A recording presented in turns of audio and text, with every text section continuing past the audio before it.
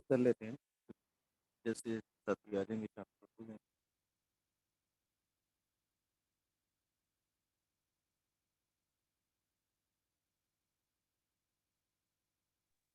جی ٹھیک ہے استاد جی.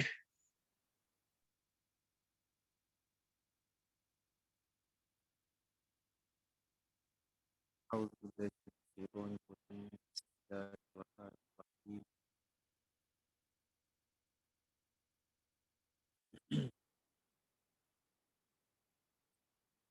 سورہ سبا مکی ہے اور اس سورہ مبارکہ میں 54 آیات ہوتی ہے. سورہ مبارکہ کے ترتیب مصحفی 34 ہے اور ترتیب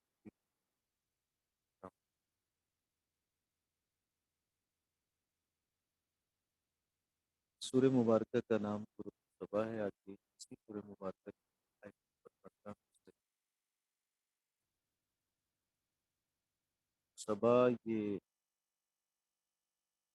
یمن کی ایک علاقے کا نام صنع اور حضر موت کے درمیان. سبا بن یش جب بھی لکھا بعد میں تا کے ساتھ لکھا ہے. جب یار بن قحطان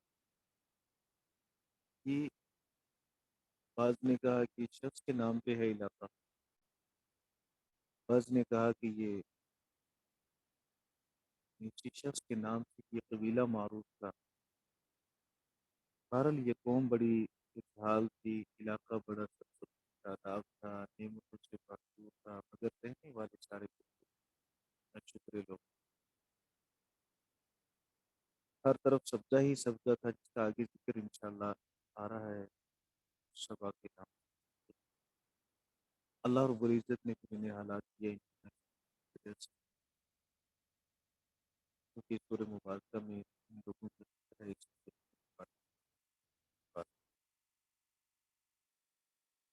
اس سے پہلے سورہ احزاب تھی، اس کے آخر میں اللہ رب العزت نے ارشاد فرمایا وکان اللہ غفورا رحیما، اللہ بخشنے والا رحم کرنے والا. اس سورہ مبارکہ کے آغاز میں آیت نمبر 2 کے آخر میں غفور یہ لفظی مناسبت. سورہ احزاب میں اللہ رب العزت نے جس امانت کا ذکر کیا انا عرضنا الامانۃ علی السماوات والارض، اس امانت سے مراد ارکان اسلام بھی ہے، توحید بھی ہے. اس امانت سے مراد صراط محمد کا عقل کی مختلف اقوال میں ہے. ان میں سے ایک بنیادی چیز توحید ہے. توحید ہی کا یہاں سورہ مبارکہ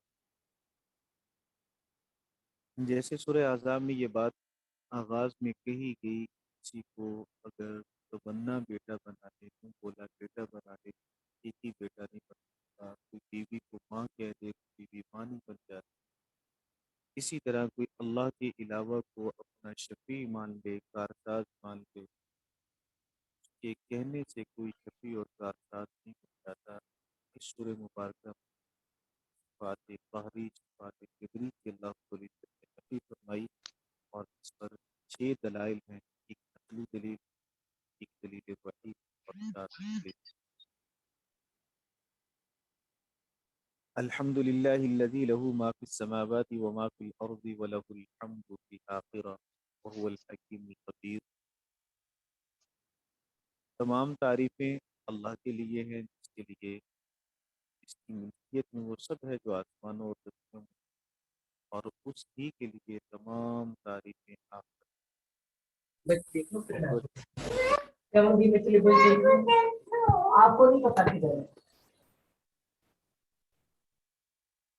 اور وہ حکمت والا باخبر. 5 سوچنے کی شروع استاد جی آواز کٹ کٹ کر آ رہی ہے. بات ٹھیک نہیں آ رہی. جی حضرت آواز واقعی ٹھیک نہیں آ رہی. آپ کا مائک کا کوئی مسئلہ ہے یا ویسے ہی نہیں آ رہی جب سے پڑھا رہے ہیں. جی آواز کا زیادہ بہت غور کرنے سے بھی اچھی طرح پتہ نہیں چلتا. جتنا صورت کا آپ نے تعارف کروایا کچھ باتوں کا پتہ چلا کچھ کا نہیں پتہ چلا. آواز دل میں ٹھیک؟ دیکھتی ہوں، میں تو ہینڈ فری نہیں لے کے آیا تھا آج، پتہ نہیں شاید اس اچھا میں جی، مائک اس کے مائک جو ہے نا، یہ آواز وہ زیادہ کرو جی، پھر جو نہیں لے کے آنا، بعض اوقات آواز کم آواز تو ہوتی ہے. فل ہے، آواز تو فل ہے اس اب بھی ٹھیک نہیں آ رہی، کٹ کے آ رہی ہے قدرے ابھی؟ قدرے بہتر ہے. نہیں حضرت قدرے مدھم بہت بہتر ہے. ہو گئی، بہتر ہے، اب قدرے بہتر ہے اب. کٹ کے نہیں جی، مدھم ہے بہت زیادہ نا.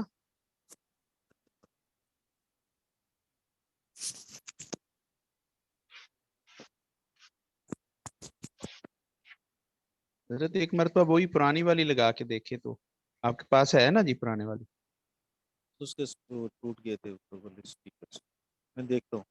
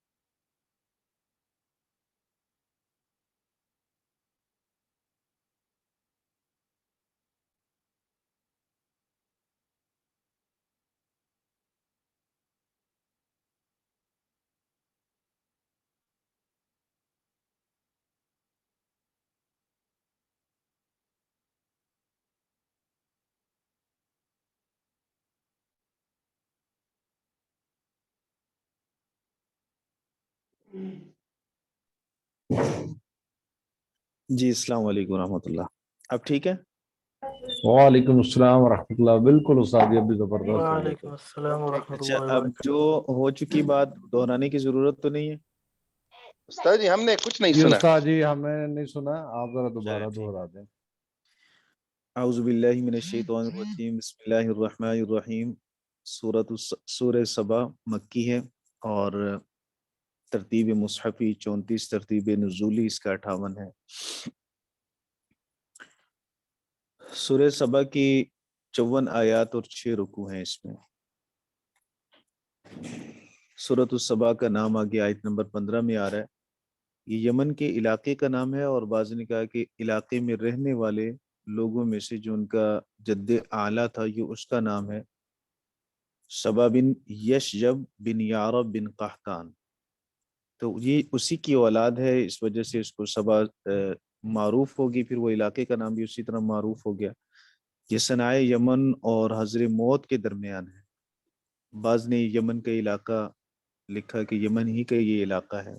بہرحال یہ سرسبز و شاداب علاقہ تھا اور اللہ کی نعمتوں سے بھرپور علاقہ تھا. اللہ تعالیٰ نے اس علاقے کے اندر ہر طرح کے پھل پھول باغات بڑی کثرت کے ساتھ تھے. ہر طرح کی تجارت، بری بحری تجارت دونوں پر ان کا قبضہ تھا. قوم سبا کا بڑے مالدار تھے. آگے آئے گا ذکر ان کا انشاءاللہ. اس سونے چاندی کے برتنوں میں یہ کھاتے پیتے تھے. دروازوں پہ ہاتھی کے دانت اور جواہرات انہوں نے لٹکائے رکھے ہوتے تھے. مال ان کے پاس بڑا زیادہ تھا، کثیر مالدار لوگ تھے، لیکن اللہ کے ناشکرے تھے، کفور تھے. 300 مربع میل پر یہ علاقہ تھا اور تقریباً 150 سال تک انہوں نے اللہ کی نعمتوں سے فائدہ اٹھایا. 1.5 صدی تک. پھر اللہ رب العزت نے انہیں ہلاک کیا، تباہ و برباد کیا، جس کا ذکر آگے انشاءاللہ آئے گا. سورہ احزاب کے ساتھ اس کا ربط، لفظی ربط تو یہ ہے کہ کان اللہ غفور الرحیم. سورہ احزاب کی بالکل آخر میں اللہ نے فرمایا، اور سورہ سبا کے آیت نمبر 2 کے آخر میں فرمایا وہو الرحیم الغفور. رحمت اور بخشش دونوں کا ذکر سورہ احزاب میں بھی ہے اور سورہ سبا میں بھی ہے.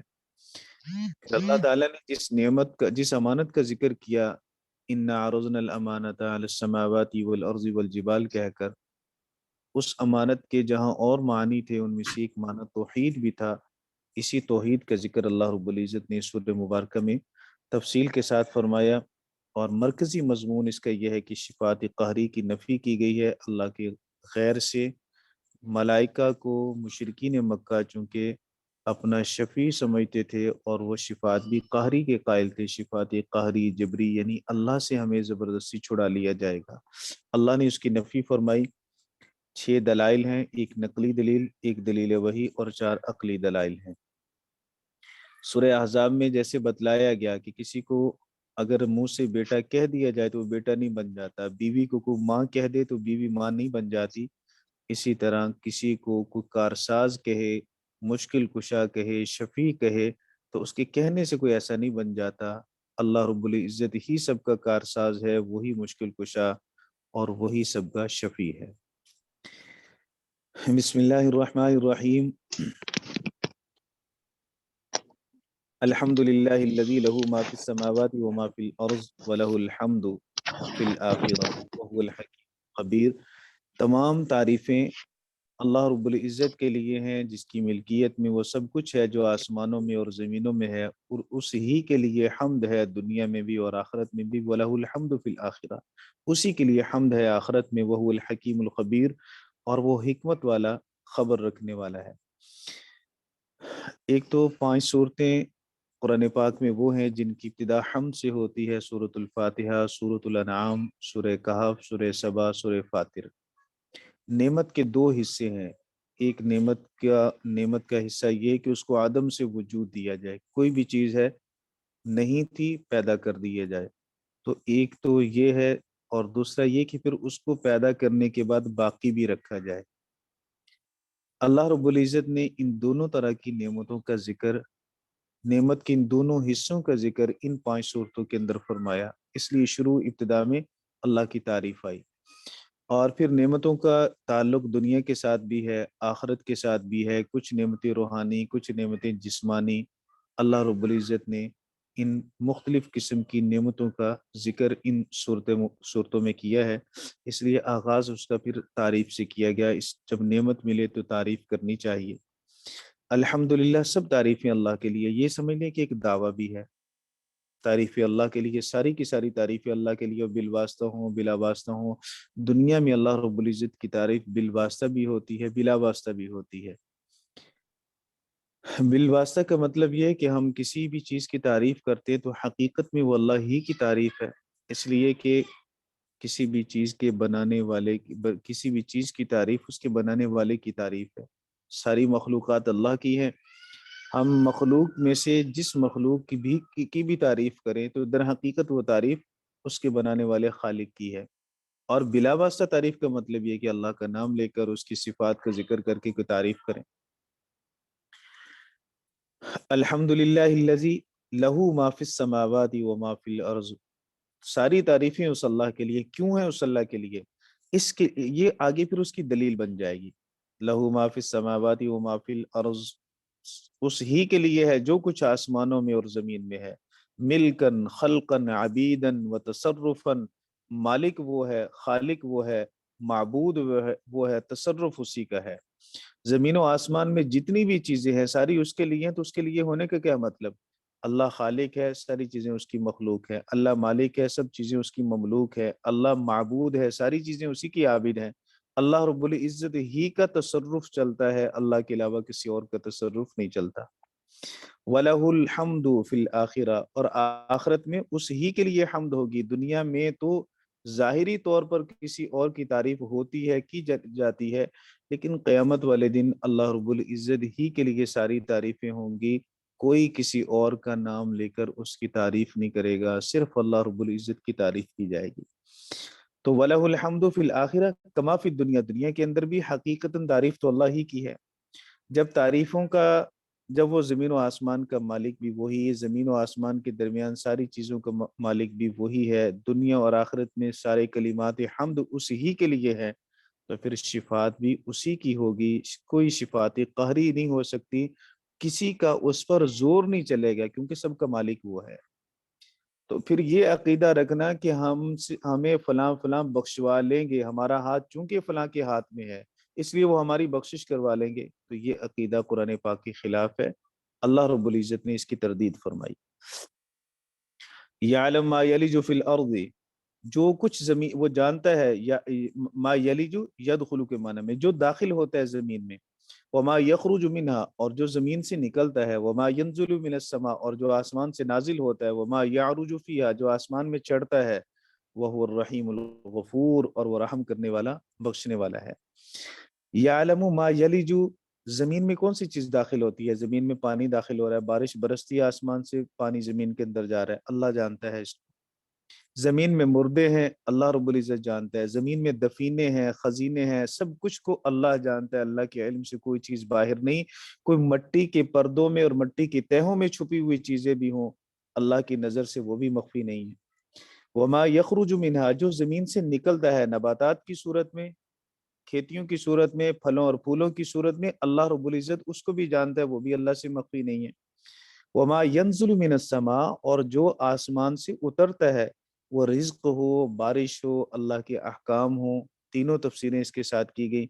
मा यंज़ुलु मिनस समाई मिन रिज़्किन व मतरिन, रिज्क आसमान से उतर रहा है, बारिश आसमान से उतर रही है, बारिश उतर रही है तो वो रिज्क ही का जरिया है। और अहकाम अल्लाह रब्बुल इज्जत के जो नाजिल होते हैं, अल्लाह उसे भी जानता है। वो मा यारुजु फीहा और जो आसमान की तरफ चढ़ता है, वो चढ़ने वाले मलाइका हैं, वो चढ़ने वाले आमाल हैं।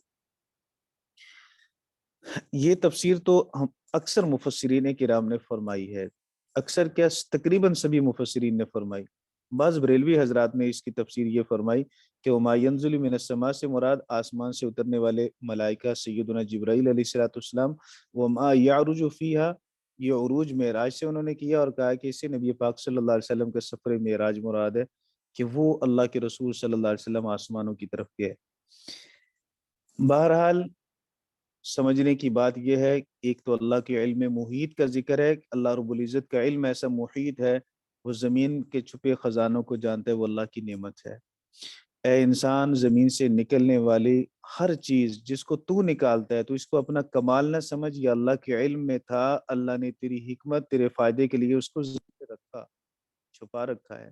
आज तूने अगर उससे निकाला है तो इसे अपनी तरक्की की मेराज समझता है, जबकि ये अल्लाह रब्बुल इज़्ज़त ने जब जमीन को पैदा किया तब ही अल्लाह रब्बुल इज़्ज़त ने इन खजानों को रखा के लिए। ये अल्लाह की नेमत है। वमा यखरुजु मिनहा फिर जमीन से जो अल्लाह रब्बुल इज़्ज़त नबातात की सूरत में निकालता है, अल्लाह रब्बुल इज़्ज़त के इल्म में ये भी है और अल्लाह रब्बुल इज़्ज़त की ये भी नेमत है। फिर अल्लाह रब्बुल इज़्ज़त ने आसमान से अहकाम उतारे, नबी भेजे, किताबें उतारी, ये भी तो अल्लाह की नेमत है। तीन नेमतों, तीन तरह की नेमतों का अल्लाह ने जिक्र करके फिर फरमाया वमा यारुजु फीहा, ए इंसानों अब जो तुम्हारी तरफ से आमाल ऊपर चढ़ते हैं, अल्लाह उसे भी जानता है, उसे भी अल्लाह, वो भी अल्लाह को मालूम है। अब एक तरफ अल्लाह की नेमतें हैं और दूसरी तरफ तुम्हारे आमाल हैं। नेमतों का कितना तुमने शुक्र किया अपने आमाल के जरिए, इत्तिबा के जरिए, ये सब चीज अल्लाह रब्बुल इज्जत के इल्म में है। जाहिरी सी बात है, जब इतना बड़ा अल्लाह का इल्म और अल्लाह के वसी इल्म का तज़किरा होगा और अल्लाह की ये कुदरत और अल्लाह की ये किबरियाई दिल में बैठेगी, तो फिर अल्लाह रब्बुल इज़्ज़त की ज़ात का इरफान जिनके दिलों में आएगा, वो लाजमी तौर पर डरेंगे। कहाँ अल्लाह की इतनी बड़ी नेमतें और कहाँ हमारे आमाल। ज़िंदगी भी मुख्तसर, आमाल भी मुख्तसर हमारे, फिर आमाल नाकिस भी हैं बहुत सारी वजूहात से। फिर अल्लाह रब्बुल इज़्ज़त ने उसकी तसल्ली यूँ दी कि वह हुवा रहीमुल गफूर, कि ये अल्लाह को भी इल्म है, अल्लाह को ये भी इल्म है कि तुम्हारे आमाल मुकम्मल तौर पर अल्लाह की सारी नेमतों का बदल नहीं बन सकते, कि उसकी नेमतें कसीर हैं, लातादाद हैं, तुम्हारे आमाल महदूद हैं, थोड़े हैं, नक्स वाले हैं। लेकिन अगर तुमने किए तो फिर याद रखना वह हुवा रहीमुल गफूर, वो रहम करने वाला, बख्शने वाला है, वो कमी कोताहियों को माफ करेगा। कदम उठाना जरूरी है, डगमगाओगे संभाल लेगा। आगे बढ़ना जरूरी है अल्लाह की तरफ, जहां कमी बेशी होगी अल्लाह रब्बुल इज्जत उस कमी बेशी को मुआफ कर देगा, इसलिए कि वो रहीम भी है, गफूर भी है। जी। वक़ाल लदीन कफरू, अब ये शिकवा है, अल्लाह रब्बुल इज्जत ने नकल फरमाया काफिर लोगों का, कि काफिर लोगों से ये शिकवा है अल्लाह का। अल्लाह कहता है क़ाल लदीन कफरू, काफिरों ने कहा, ला तातीना सा, क़यामत कायम नहीं होगी, क़यामत नहीं आएगी। कुल, ये जवाब शिकवा है, اللہ نے فرمایا نبی کریم صلی اللہ علیہ وسلم سے فرما دیجئے بلا کیوں نہیں، وربی میرے رب کی قسم لتأتینکم ضرور بھی ضرور تمہارے پاس آئے گی، عالم الغیبی میرے اس رب کی قسم جو غیب کا علم جاننے والا ہے، لا یعذب عنہ مثقال ذرۃ فی السماوات ولا فی الارض، لا یغیب یہ یعذب عذب یعذب غاب یغیب کے معنی میں، لا یعزب عنہ مثقال ذرۃ فی السماوات ولا فی الارض، زمین و آسمان میں ایک ذرہ کے برابر بھی کوئی چیز اس سے غائب نہیں ہوتی، ولا اصغر من ذالک ولا اکبر، نہ ہی اس سے چھوٹی نہ اس سے بڑی، الا فی کتاب مبین مگر وہ کتاب مبین میں موجود ہے۔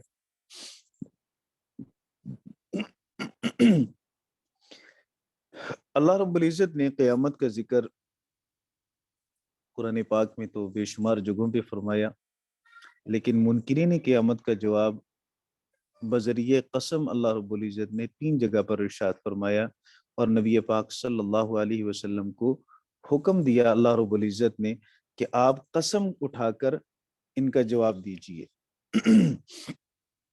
ان میں سے ایک موقع تو یہی ہے، یہاں اللہ رب العزت نے قسم کے نبی کریم صلی اللہ علیہ وسلم کو فرمایا کہ آپ قسم اٹھا کے ان کو جواب دیجئے قل، اور پھر اسی طرح سورہ یونس کی آیت نمبر 53 میں، سورہ یونس کی آیت نمبر 53 کون سی ہے جی؟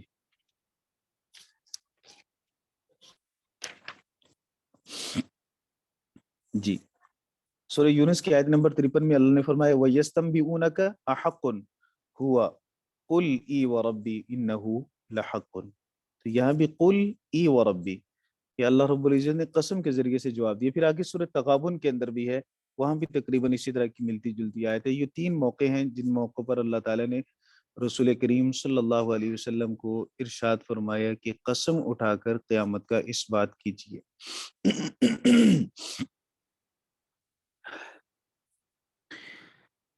جب اللہ رب العزت کا علم وسیع ہے اور وہ تمہارے سارے اعمال پہ نظر رکھے ہوئے ہے، زمین و آسمان کی کوئی چیز اس سے مخفی نہیں ہے، وہ ایک ذرے سے چھوٹی ہو یا ایک ذرے سے بڑی ہو، لا اصغر من ذالک ولا اکبر، جب چھوٹی کا ذکر کر دیا جائے تو بڑی کی ضرورت تو نہیں رہتی، جب ذرے سے بھی چھوٹی چیز اللہ سے مخفی نہیں تو لازمی بات ہے یہ بات تو سمجھ آ گئی کہ بڑی چیز پھر کیسے مخفی ہوگی، تو یہ ایک محاورے کے طور پر بات کی گئی کہ کوئی چھوٹی بڑی چیز اللہ سے مخفی نہیں ہے۔ الا فی کتاب مبین، مگر وہ کتاب مبین میں ہے، کتاب سے مراد لوح محفوظ، کتاب سے مراد ملائکہ کے صحائف، یہ دونوں معنی مفسرین کرام نے لکھے ہیں۔ پھر کتاب کو مبین کیوں کہتے ہیں؟ کہ کتابوں سے تو ورق گردانی کر کے چیز ڈھونڈنی پڑتی ہے، یہ وہ کتاب ہے جس سے چیز ڈھونڈنی نہیں پڑے گی، عمل آپ کے تلاش نہیں کرنے پڑیں گے، یہ خود بولے گی، مبین بیان کرے گی، خود واضح کر دے گی ہر چیز کو۔ قیامت کا مقصد اللہ رب العزت نے بیان فرمایا، لیجزی الذین آمنوا وعملوا الصالحات، یہ لام انجام کی ہے، تاکہ وہ بدلہ دے ان لوگوں کو جو ایمان لائے اور اعمال صالحہ کیے، یہ قیامت کا مقصد ہے۔ مفسرین کرام نے یہاں لکھا کہ اللہ رب العزت نے قیامت کے قائم کرنے کا مقصد یہ بیان فرمایا کہ لیجزی الذین آمنوا وعملوا الصالحات، تاکہ وہ ایمان والے اور اعمال صالحہ کرنے والوں کو بدلہ دے۔ تو اصل قیامت کے قیام کا مقصد دشمنان الہی کو، اللہ اور اس کے رسولوں کے دشمنوں کو عذاب دینا نہیں ہے، وہ لوازمات میں سے ہے۔ اصل مقصد قیامت کا یہی ہے کہ ایمان والوں کو، نیک لوگوں کو اللہ رب العزت جنت دے، انعام دے۔ لازمی بات ہے جب انعام ملے گا تو سزا، گستاخوں کو سزا تو ملے گی، منکرین کو سزا تو ملے گی، تو وہ ایک لوازمات میں سے آ جائے گا، مقاصد میں سے نہیں۔ مقصد اصل یہی ہے کہ اچھے لوگوں کو، ایمان والوں کو اور اعمال صالحہ کرنے والوں کو اللہ رب العزت بدلہ دی۔ باقی یہ بات پہلے 12 گزر چکی ہے کہ ایمان کے ساتھ اعمال صالحہ کو اللہ رب العزت نے جوڑا، اگرچہ ایمان بنیادی چیز ہے اور دخول جنت کا ذریعہ ہے، دخول جنت کی اصل بنیاد ایمان ہی ہے، لیکن اعمال صالحہ اول مرتبہ میں جنت میں جانے کا ذریعہ ہے، اس لیے اس کو جوڑ دیا ساتھ۔ اولئک لہم مغفرۃ ورزق کریم، ان کے لیے بخشش ہے، کہ اخروی بشارت ہے اہل ایمان والوں کے لیے، ان کے لیے بخشش ہے، ورزق کریم، اور عزت والا رزق ہے، نعمتوں والا رزق ہے، مراد اس سے جنت ہے۔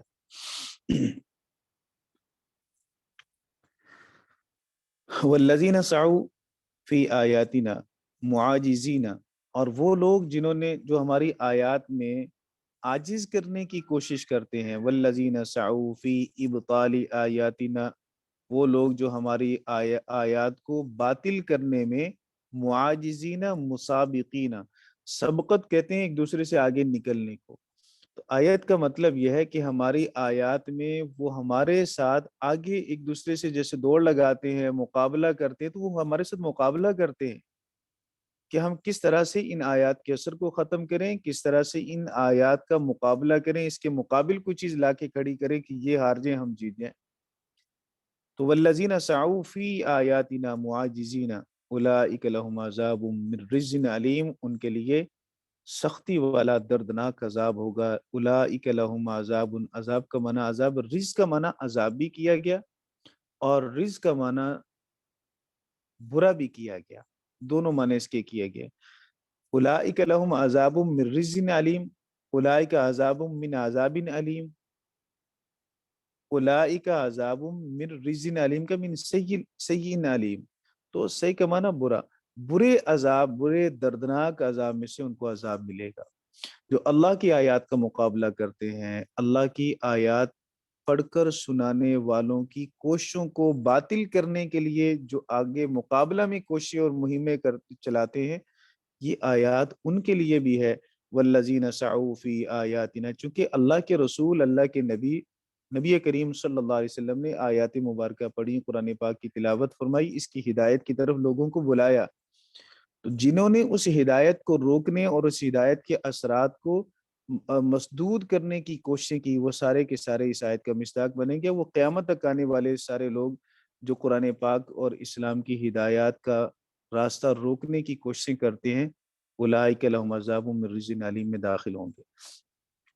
وَيَرَى الَّذِينَ أُوتُوا الْعِلْمَ، اور جن کو علم دیا گیا وہ دیکھیں گے، یَرَى الَّذِينَ أُوتُوا الْعِلْمَ الَّذِي أُنزِلَ إِلَيْكَ مِن رَبِّكَ هُوَ الْحَقُّ وَيَهْدِي إِلَى صِرَاطِ الْعَزِيزِ الْحَمِيدِ۔ ایک تو یرا سے مراد دو ترجمے اس کے کیے گئے، ایک تو رؤیت قلبی کے ساتھ کیا گیا کہ یرا کا معنی دیکھنا، تو دیکھنا کون سا ہے، ظاہری آنکھوں سے یا دل کی آنکھوں سے؟ تو جواب یہ ہے کہ یہاں رؤیت قلبی مراد ہے۔ یا پھر دوسرا معنی اس کا کیا گیا کہ یرا یہاں یعلمو کے معنی میں ہے، جان لینے کے معنی میں، جان لیں گے۔ الذین اوتوا العلم، وہ لوگ جنہیں علم دیا گیا، تو اہل علم کی فضیلت آ گئی اس میں، جنہیں اللہ رب العزت نے صحیح علم دیا اور جن کے پاس صحیح علم موجود ہے، تو وہ اس کے نور سے راہ حق کو پہچان لیتے ہیں، راہ حق کی پہچان انہیں نصیب ہوتی ہے۔ اور اس علم سے مراد دین کا علم ہے، اس لیے کہ آگے اللہ نے علم کی صفت بیان کی، اوت العلم الذی، ایسا علم انزل الیک من ربک، جو نازل کیا گیا آپ کی طرف آپ کے رب کی طرف سے۔ جنہیں یہ علم دیا گیا کتابی وحی کا، قرآن کریم کا جو علم جنہیں علم دیا گیا، وہ دیکھیں گے اپنی دل کی آنکھوں سے، وہ جان لیں گے هو الحق، کہ وہ حق ہے۔ یہ یرا کا ایک فائل تو یہ ہے الذین اوتوا، یہ الذین اوتوا العلم، یہ تو اس کا مفعول فائل بن جائے گا، اور آگے الذی انزل الیک من ربک کا مفعول اول، اور ہوا ضمیر فصل ہے، پھر الحق کا یہ مفعول ثانی ہے، یہ مفعول ہونے کی وجہ سے منصوب ہے، ہوا ضمیر کی وجہ سے اس کو مبتدا اور خبر نہیں بنائیں گے، یہ ضمیر فصل ہے، اس وجہ سے الحق کا منصوب ہے۔ وَيَهْدِي إِلَى صِرَاطِ الْعَزِيزِ الْحَمِيدِ، اور وہ رہنمائی کرتا ہے اس راستے کی طرف جو راستہ غالب کا، تعریفوں والے کا ہے، الحمدللہ الذی لہ ما فی السماوات و ما فی الارض، لہٰذا وہ غالب بھی ہے۔ اہل علم جب صحیح علم حاصل کریں گے وہ غالب ہی رہیں گے، وہ مغلوب نہیں ہوں گے، چونکہ انہوں نے اس راستے کی اقتدا کی، اس راستے کی پیروی کی ہے جو راستہ عزیز کا ہے، اور عزیز کا معنی غالب ہے۔ حمید، اللہ رب العزت تعریفوں والا ہے، جو صحیح علم حاصل کر لیں گے اور علم کے اندر انہیں رسوخ مل جائے گا، وہ قابل تعریف ٹھہریں گے۔ آج تک انہی لوگوں کا نام زندہ ہے جنہوں نے علم کے اندر کمال حاصل کیا، اور علم اللہ کے ہاں اور قرآن پاک کی تعریف میں، قرآن پاک کی نظر میں وہی معتبر ہے جس کے ساتھ عمل بھی ہو۔ تو علم بھی اور عمل بھی جنہیں نصیب ہوا جب نصیب ہوا، آج تک اللہ نے ان کے ناموں کو عزت کے ساتھ باقی رکھا ہوا ہے۔ وہ تعریفوں کے قابل ہیں اور ان کی تعریف کی جاتی ہے اس لیے کہ وہ صراط العزیز الحمید پر چلنے والے ہیں۔ ان سے مراد کون ہے؟ سیدنا عبداللہ بن عباس رضی اللہ تعالیٰ عنہ فرماتے ہیں کہ اس سے نبی پاک صلی اللہ علیہ وسلم کے صحابہ مراد ہیں۔ یر الذین اوتوا العلم، نمبر 2 اس سے مراد علماء ہیں۔ نمبر 3 اس سے مراد عام ایمان والے ہیں جنہیں بھی اللہ تعالیٰ نے علم دیا اور اس علم کی وجہ سے انہیں دین حق کا فہم اور تفقہ انہیں نصیب ہوا۔ چوتھی ایک تفسیر کی گئی ہے، عبداللہ بن سلام رضی اللہ تعالیٰ عنہ سے مراد ہے کہ وہ یہودیت سے مسلمان ہوئے، ان کے عالم تھے بڑے، اور پھر اللہ رب العزت نے انہیں علم کی دولت عطا فرمائی تو وہ سیدھے راستے پہ چلے، وَيَهْدِي إِلَى صِرَاطِ الْعَزِيزِ الْحَمِيدِ۔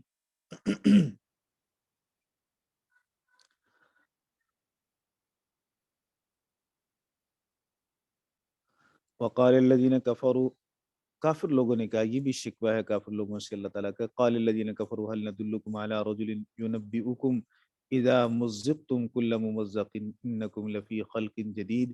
کافروں نے کہا کیا ہم تمہاری رہنمائی نہ کریں ایسے شخص کی طرف جو ينبئكم جو خبر دیتا ہے تمہیں، اذا مزقتم کہ جب تم ٹکڑے ٹکڑے ہو جاؤ گے، کل ممزق ہر طرح سے ٹکڑے ٹکڑے ہونا، ریزے ریزہ ہونا، انکم لفی خلق جدید بے شک تم ایک نئی پیدائش میں آ جاؤ گے۔ تو یہ بات تو ہماری عقل کے خلاف ہے۔ یہ استہزاءً کہتے، تعجباً کہتے، نبی کریم صلی اللہ علیہ وسلم پر طنز کرتے ہوئے کہتے، اللہ کے رسول کا استہزاء کرتے ہوئے کہتے۔ علی رجل، رجل سے مراد محمد صلی اللہ علیہ وسلم ہے۔ وہ کہتا ہے کہ جب تم مٹی میں مل جاؤ گے، ٹکڑے ٹکڑے ہو جاؤ گے، یعنی ٹکڑے ٹکڑے جب صدیوں تک ایک لاش پڑی رہے گی مٹی کے اندر تو وہ ریزہ ریزہ ہو جائے گی، مٹی میں مل کر مٹی ہو جائے گی۔ وہ کہتے کہ پھر تمہیں ایک نئی تخلیق مل جائے گی، قیامت قائم ہوگی، تمہیں زندہ کیا جائے گا، انکم لفی خلق جدید۔ اب یہ بات چونکہ عقل کے خلاف ہے تو پھر دو میں سے ایک بات ہے، افطرا علی اللہ کذبا، یا تو اللہ پر جھوٹ باندھا اس نے، ام بھی جنہ، یا نعوذ باللہ انہیں جنون لاحق ہو گیا، جنات کا ان پہ اثر ہے جس کی وجہ سے وہ یوں بہکی بہکی باتیں کرتے ہیں جو عقل کے ہی خلاف ہیں۔ اللہ رب العزت نے اس کا جواب دیا، جواب شکوہ، بل الذین لا یؤمنون بالآخرۃ فی العذاب والضلال البعید، بلکہ اصل بات یہ ہے نہ تو نبی پاک صلی اللہ علیہ وسلم نے اللہ پر جھوٹ باندھا، نہ نبی کریم صلی اللہ علیہ وسلم کو کوئی جنون لاحق ہوا، نہ ان پر جنات کا اثر ہے، بلکہ ذریعے سے پہلے کلام سے اعراض کیا گیا، کچھ بھی ایسا نہیں۔ جو اللہ کے رسول صلی اللہ علیہ وسلم کی طرف انہوں نے منسوب کیا وہ سب غلط۔ پھر ہے کیا؟ الذین لا یؤمنون بالآخرۃ، اللہ رب العزت نے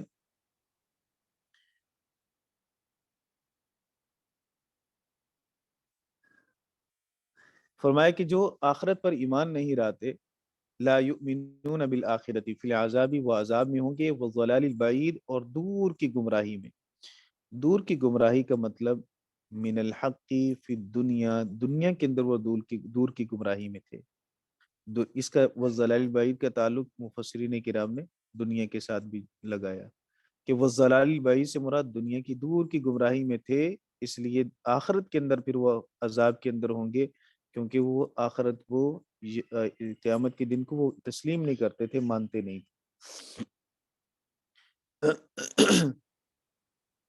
تو یہ انجام اللہ رب العزت نے ان لوگوں کا بتلایا جو نبی کریم صلی اللہ علیہ وسلم کے لیے ایسی باتیں کرتے تھے۔ افلم یروا الی ما بین ایدیہم وما خلفہم من السماء والارض، کیا انہوں نے نہیں دیکھا الی ما بین ایدیہم جو ان کے سامنے ہے، وما خلفہم جو پیچھے ہے، من السماء والارض زمین و آسمان میں، زمین و آسمان میں چلتے پھرتے ہیں، تجارت کرتے ہیں، دور دراز کے اسفار میں جاتے ہیں، آگے پیچھے دیکھیں نا، کہیں بھی یہ اللہ کی مملکت اور سلطنت سے باہر نکل سکتے ہیں؟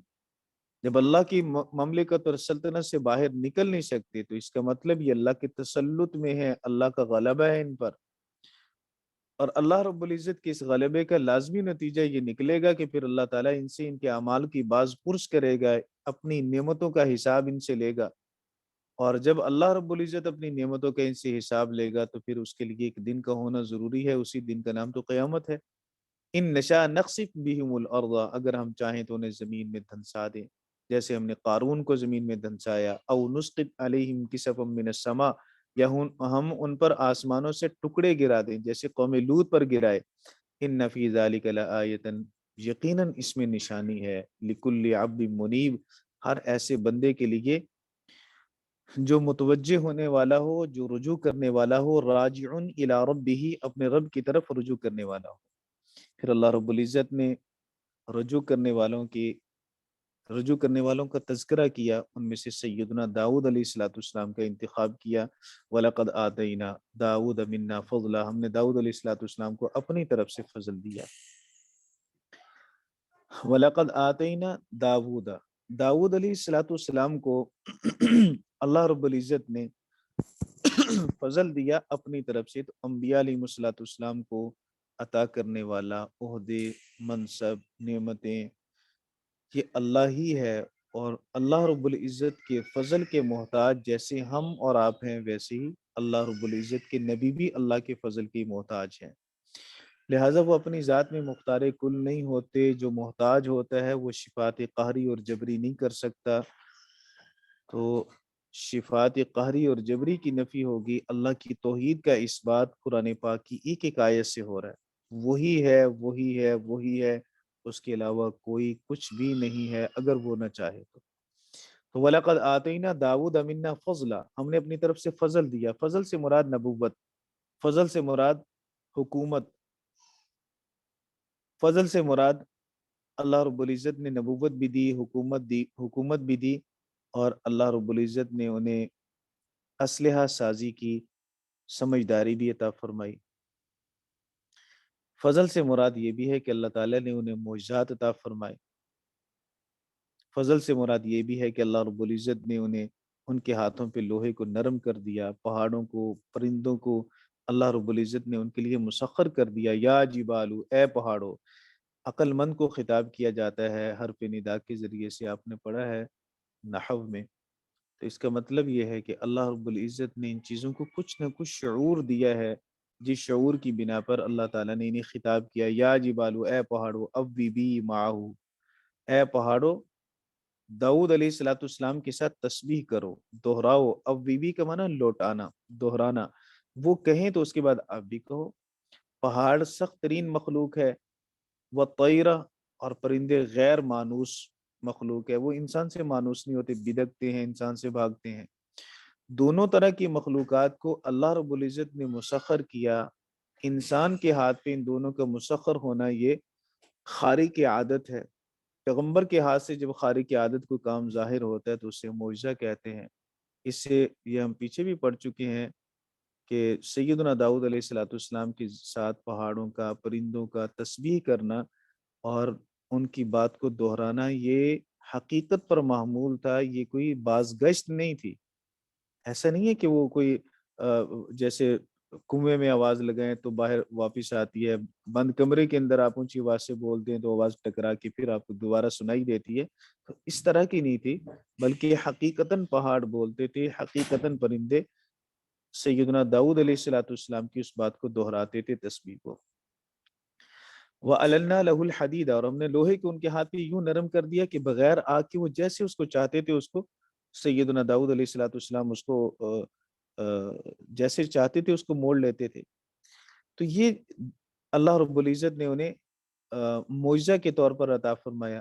ان عمل سابغات، سابغات کا معنی ہوتا ہے پورا، سابغات کا معنی ہوتا ہے پورا، اور اس کی شروع میں نکلے گا محذوف دروعن، یہ دروعن سابغات، دروعن سابغات، موصوف ہوگا.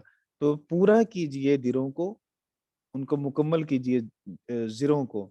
وقدر فی السرد، اور جوڑ میں اندازہ رکھو. سرد کا معنی ہوتا ہے بننا کسی چیز کو، جوڑ لگانا. جو ان کی کڑیاں ہیں ان میں اندازہ کیجئے.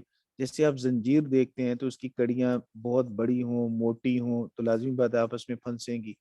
اس کو اس انداز میں بنائیے کہ وہ زرہ جسم کے اوپر جب پہنی جائے تو جیسے بندہ مڑتا ہے تو ویسے اوپر نیچے ہونے میں وہ مشکل نہ پیش آئے، اور اتنی موٹی نہ ہو کہ وہ اپنی جگہ سے ہل نہ سکیں، اتنی کھلی بھی نہ ہو کہ اس کے کھلا ہونے کی وجہ سے صحیح طور پر اس کو پہن کے جنگ لڑی نہ جا سکے. تو بہرحال پوری اس کو بنائیے. قدر فی السرد.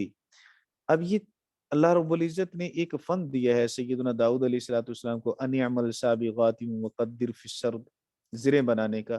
ایک مسئلہ تو ہمیں یہ معلوم ہوا کہ دفاعی اسلحہ تیار کرنا چاہیے، انبیاء کی سنت ہے، اور اللہ رب العزت نے سکھایا، یہ آسمانی علم ہے، اور اللہ رب العزت کو پسند ہے کہ آپ اپنے دفاع کو مضبوط کریں۔ دوسری بات یہ معلوم ہوئی، صنعت، فن کاری، فن سیکھنا یہ بڑی اچھی بات ہے۔ اللہ رب العزت نے انبیاء علیہ الصلوۃ والسلام کو یہ فن سکھایا۔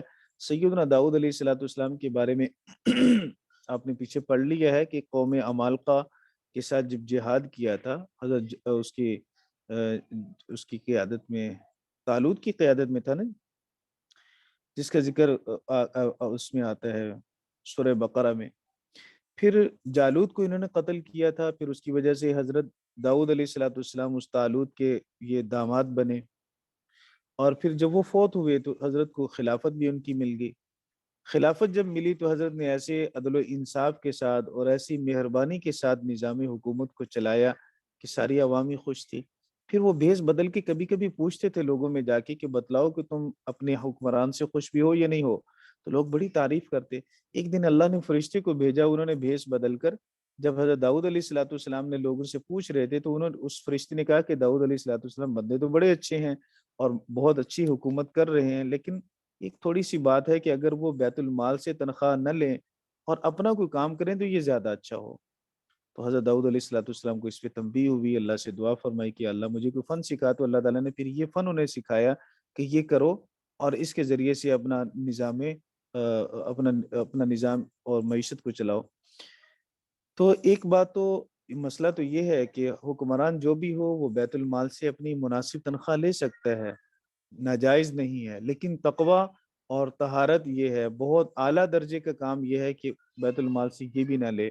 جیسے حضرت صدیق اکبر رضی اللہ تعالیٰ نے 2 سال تک خلیفہ رہے اور بیت المال سے بڑی معمولی سی حضرت نے تنخواہ لی، جس میں بمشکل گزارا ہوتا تھا، اور وہ بھی فوت ہوتے ہوتے وصیت فرما دی کہ میرا فلاں باغ بیچ کر جتنی تنخواہ میری مدت خلافت کی بنتی ہے وہ ساری کی ساری بیت المال میں جمع کروا دی جائے۔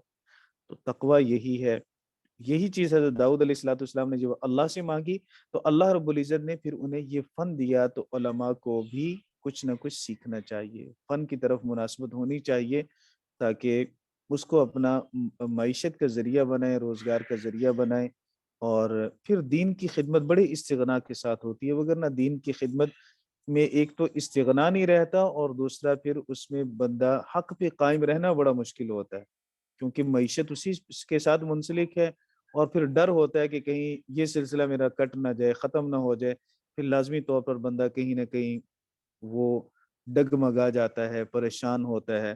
تو یہ چیز ایک لازمی ہونی چاہیے، ان عمل سابغات وقدر فی السرد۔ دوسری بات یہ کہ اللہ رب العزت نے عمل تو دیا، عمل کرنے کا حکم بھی دیا کہ یہ کام کرو، لیکن ساتھ ہی فرمایا کہ وَعْمَلُوا صَالِحًا، نیک اعمال بھی کرو۔ ایسا نہ ہو کہ دنیا کے کاموں میں لگ کر پھر تم نیکی کو بھول جاؤ، وَعْمَلُوا صَالِحًا، نیک اعمال بھی کرتے رہو۔ یوں نہیں کہ معیشت مضبوط کرنے کے چکروں میں اور اپنے دنیا کمانے کے چکروں میں اتنے مگن ہو جاؤ کہ پھر اللہ کی اطاعت ہی کو فراموش کر دو، اس لیے ساتھ ہی فرمایا کہ وَعْمَلُوا صَالِحًا، نیک اعمال کرتے رہو۔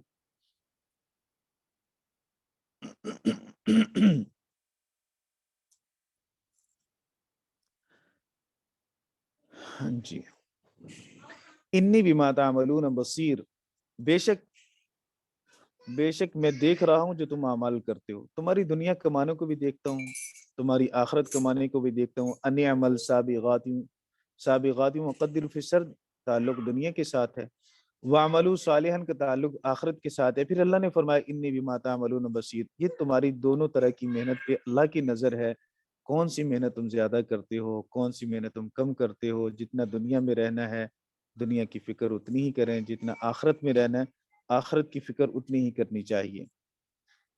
باقی خطاب تو سیدنا داؤد علیہ الصلوۃ والسلام کو ہے، وَلَقَدْ آتَيْنَا دَاوُودَ مِنَّا فَضْلًا، لیکن اللہ نے وَعْمَلُوا جمع کا صیغہ ذکر کیا، مراد اس سے ساری آل داؤد ہے، مراد پوری امت کو، پوری انسانیت کو اس میں رہنمائی دینا ہے، اس لیے یہاں اللہ رب العزت نے جمع کا صیغہ استعمال فرمایا۔ اور ساتھ یہ بھی ہمیں مسئلہ سمجھ میں آ گیا کہ کوئی کتنے بھی بڑے درجے پر اور منصب پر فائز ہو جائے، تو وہ اعمال سے مستثنا نہیں ہوتا۔ سیدنا داؤد علیہ السلام ایک ہی وقت میں نبی بھی ہیں، خلیفہ بھی ہیں، حکومت بھی چلا رہے ہیں، اپنا کام بھی کر رہے ہیں، بڑی مصروفیت اور ذمہ داری ہے، لیکن اس کے باوجود بھی حکم ہے وَعْمَلُوا صَالِحًا، اعمال سے مستثنا نہیں ہو تم۔ یوں نہیں کہ میں بڑا مصروف ہوں، میرا کاروبار بہت زیادہ پھیلا ہوا ہے، ٹائم ہی نہیں ہے نماز پڑھنے کا بھی، حکومت مل گئی، منصب مل گیا، ٹائم ہی نہیں ہے نماز پڑھنے کا، ٹائم ہی نہیں ہے،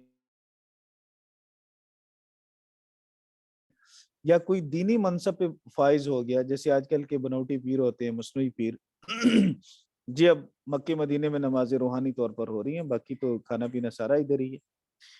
تو یہ چیز، اس چیز کے اللہ رب العزت نے نفی فرمائی کہ وَعْمَلُوا صَالِحًا، بڑے سے بڑے درجے پر فائز ہو کر بھی اعمال صالحہ سے استغنا نہیں ہے، اعمال صالحہ کرنے پڑیں گے، پھر بھی اطاعت لازمی ہے، اور پھر اس پر اللہ تعالیٰ نے بطور تنبیہ کے انی بما تعملون بصیر، بے شک میں دیکھ رہا ہوں جو تم اعمال کرتے ہو، کتنی محنت کس کام کے لیے ہو رہی ہے تمہاری۔ یہ سیدنا داؤد علیہ السلام کا ذکر خیر تھا، اور یہ منیبین میں سے ہیں، اس لیے پہلے اللہ تعالیٰ نے وہ ذکر فرمائے لکل عبد منیب، اور پھر اس کے بعد سیدنا داؤد علیہ السلام کا ذکر فرمایا جو عبد منیب تھے، اور اس بڑے منصب پر فائز ہو کر بھی وہ اللہ کی اطاعت سے لمحہ بھر کے لیے بھی غافل نہ ہوئے۔ مفسرین کرام نے لکھا ہے کہ حضرت زریں بناتے اور بڑی بہترین قسم کی زریں بناتے، 6000 اس کی قیمت وصول کرتے، فروخت کرتے تھے، اور اس میں سے پھر 2000 اپنے لیے رکھتے اور باقی 4000 فقراء میں، مساکین میں سے حضرت داؤد علیہ السلام اس کو تقسیم فرما دیا کرتے تھے۔ 2000 اپنے اہل و عیال پہ خرچ کرتے، یعنی ایک حصہ، اور 2 ثلث اس کے فقراء پہ خرچ کر دیا کرتے تھے، مساکین میں تقسیم کرتے۔ ولی سلیمان الریحا، اور ہم نے سلیمان علیہ السلام کے لیے ہوا کو مسخر کر دیا، غدوها شہر ورواحها شہر، اس کا صبح کا سفر 1 مہینے کا، 1 مہینے کی مسافت، اور اس کا شام کی بھی، شام کا چلنا بھی 1 مہینے کی مسافت، یعنی جتنا 1 مہینے میں سفر ایک تیز رفتار گھوڑا طے کر سکتا ہے، سیدنا سلیمان علیہ السلام ہوا کے ذریعے سے وہ سفر صبح کے تھوڑے سے وقت کے اندر فرما لیا کرتے تھے، اور اس طرح شام کے اندر بھی، شام کے تھوڑے سے وقت کے اندر حضرت وہ سفر فرما لیا کرتے تھے، شام سے ایران، ایران سے کابل، مختلف علاقے بھی لکھے ہیں مفسرین کرام نے کہ حضرت سلیمان علیہ السلام اس طرح سفر فرمایا کرتے تھے۔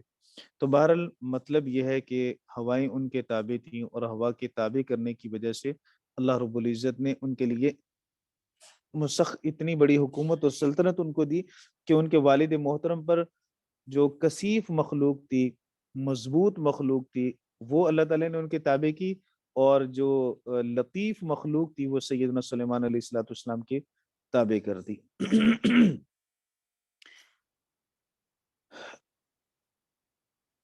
یہ سیدنا سلیمان علیہ السلام پر اللہ کا پہلا انعام۔ دوسرا انعام یہ ہے وَأَسَلْنَا لَهُ عَيْنَ الْقِطْرِ، اور ہم نے ان کے لیے تانبے کا چشمہ بہا دیا۔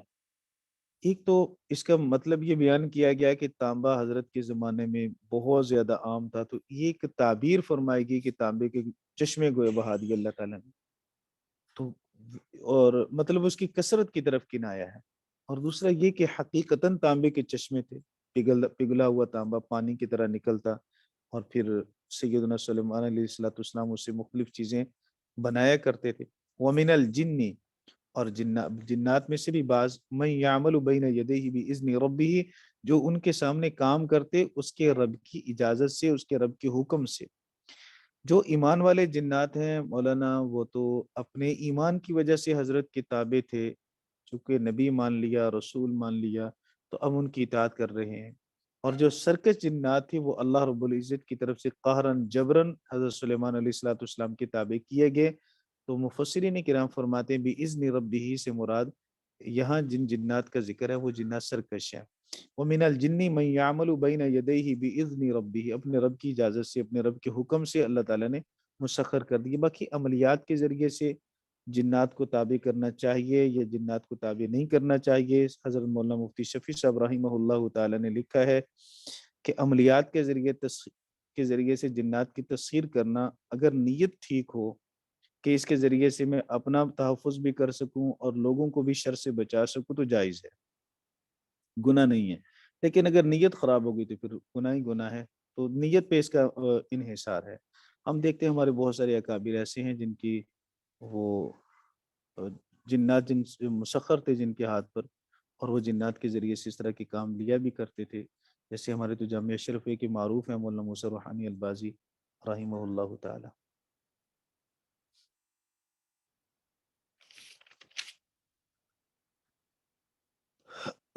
جی. وَمَن يَزِغْ مِنْهُمْ عَنْ أَمْرِنَا، اور ان میں سے جو بھی ہمارے حکم کی نافرمانی کرے گا، سرکشی کرے گا جنات میں سے کوئی بھی، تو اللہ رب العزت نے فرمایا نُذِقْهُ مِنْ عَذَابِ السَّعِيرِ، ہم اسے چکھائیں گے عذاب السعیر. سعیر کا ترجمہ کیا گیا نارن شدید، سخت شدید آگ کے عذاب سے ہم اسے چکھائیں گے. کوئی بھلے آگ کا بھی بنا ہوا ہے تو جتنی آگ اس میں بھری اس سے بھی زیادہ شدید جب آگ ہوگی تو اسے لازمی طور پر تکلیف ہوگی. تو اس میں کوئی اشکال والی بات تو نہیں ہے. باقی جہنم کے اندر دونوں طرح کے طبقات ہیں، بہت ساری احادیث سے اس کا ثبوت ہے. ٹھنڈا طبقہ بھی ہے اور گرم بھی ہے. تو آگ سے بنے ہوئے کو عذاب ٹھنڈے طبقے میں دیا جائے، اور انسان جو مٹی کے بنے ہوئے ہیں عذاب اس میں جہنم کی آگ سے عذاب دیا جائے. تو اللہ رب العزت کے لیے تو کچھ بھی مشکل نہیں ہے. وہ ایک واقعہ بھی معروف ہے، نام تو میرے ذہن میں نہیں ہے، کہ کسی اللہ والے سے آ کے کسی نے پوچھا کہ اللہ یہ انسان مٹی کا تو اس کو تکلیف کیسے ہوگی، اس کو نا جنات اگر آگ کے ہیں تو انہیں آگ سے تکلیف کیسے ہوگی، اللہ ہے تو نظر کیوں نہیں آتا؟ جب ان سارے کام اللہ ہی کے حکم سے ہوتے ہیں تو پھر انسان مجرم کیوں ہے؟ تو انہوں نے ایک مٹی کا ڈھیلا اٹھایا اور اسے مارا. تو اس نے شکایت کی اس کی، تو انہوں نے فرمایا کہ میں نے تو اس کے سوال کا جواب دیا ہے. اس کا سوال یہ تھا کہ آگ جنات کو کیسے جلائے گی، تو میں ان سے پوچھتا ہوں کہ یہ مٹی کا بنا ہوا ہے، اس پہ مٹی نے اثر کیوں کیا، مٹی سے اس کو تکلیف کیوں ہوگی؟ تو جیسے اس مٹی سے بنے ہوئے انسان کو مٹی لگتی ہے تو اسے تکلیف ہوتی ہے، اسی طرح جنات کو بھی آگ سے عذاب ہوگا. اس میں کون سی خلاف عقل بات ہے؟ اس نے کہا کہ اللہ ہے تو نظر کیوں نہیں آتا؟ میں کہتا ہوں کہ درد اس کو ہو رہا ہے، تکلیف ہو رہی ہے، نظر کیوں نہیں آتی؟ یہ تو ضروری تو نہیں ہے کہ ہر چیز نظر ہی آ جائے. آپ کی آنکھیں اتنی ان کی نظروں کے اندر گہرائی اور وسعت ہو کہ ہر چیز کا احاطہ کر لیں. آپ کی نظر اللہ کا احاطہ نہیں کر سکتی. درد آپ کو ہو رہا ہے، آپ درد نہیں دکھا سکتے اپنا کسی کو. اور جب ہر کام اللہ ہی کے حکم سے ہوتا ہے تو میں اسے پوچھتا ہوں کہ جب یہ بھی مانتا ہے کہ ہر کام اللہ کے حکم سے ہوتا ہے تو پھر اس نے میری شکایت کیوں کی؟ یہ بھی تو اللہ کے حکم سے ہوا. تو بہرحال انہوں نے ایک اس انداز سے اپنی بات سمجھائی. تو جنات شیاطین آگ سے بنے ہوئے ہیں. اللہ رب العزت نے ان کے لیے فرمایا نذیق من عذاب السعیر. تو یہ کوئی عقل کے خلاف بات نہیں ہے، اللہ رب العزت نے آگ سے ہی عذاب دیں گے. یعملون له ما یشاء من محاریب، وہ بناتے تھے اس کے لیے سیدنا سلیمان علیہ الصلوۃ والسلام کے لیے ما یشاء، جو وہ چاہتے، من محاریب. محاریب یہ محراب کی جمع ہے. محراب یہ صرفی لحاظ سے یہ اسم اعلیٰ کا صیغہ ہے، اور حرب سے مشتق ہے. حرب کا معنی جنگ. محراب جو مسجد کے اندر ہوتا ہے اس کو بھی محراب اس لیے کہتے ہیں کہ وہاں کھڑے ہو کر شیطان سے جنگ کی جاتی ہے.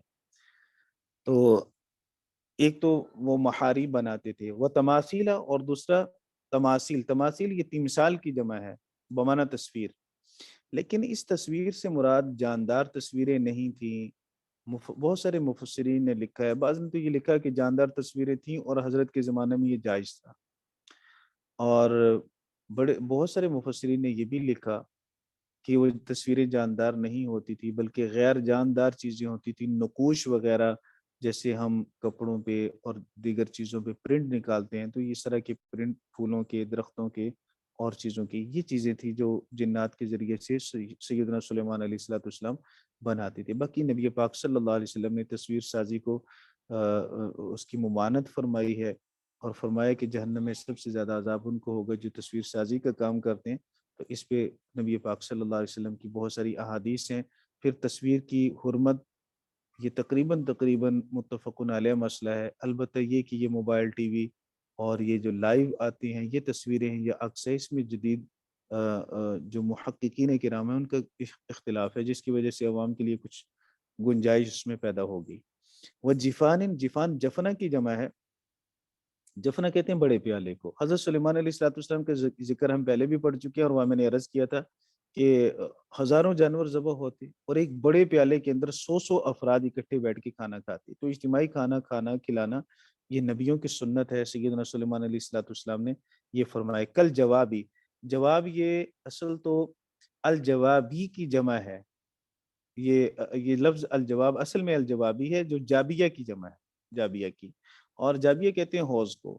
تو جفان بڑے برتن پیالے حوضوں کی طرح ہوتے تھے، جیسے حوض بہت بڑا ہوتا ہے تو ایسے بڑے بڑے برتن ہوتے تھے جس میں اب 100 افراد اگر ایک برتن پہ بیٹھ کے کھائیں تو کتنا بڑا برتن ہوگا۔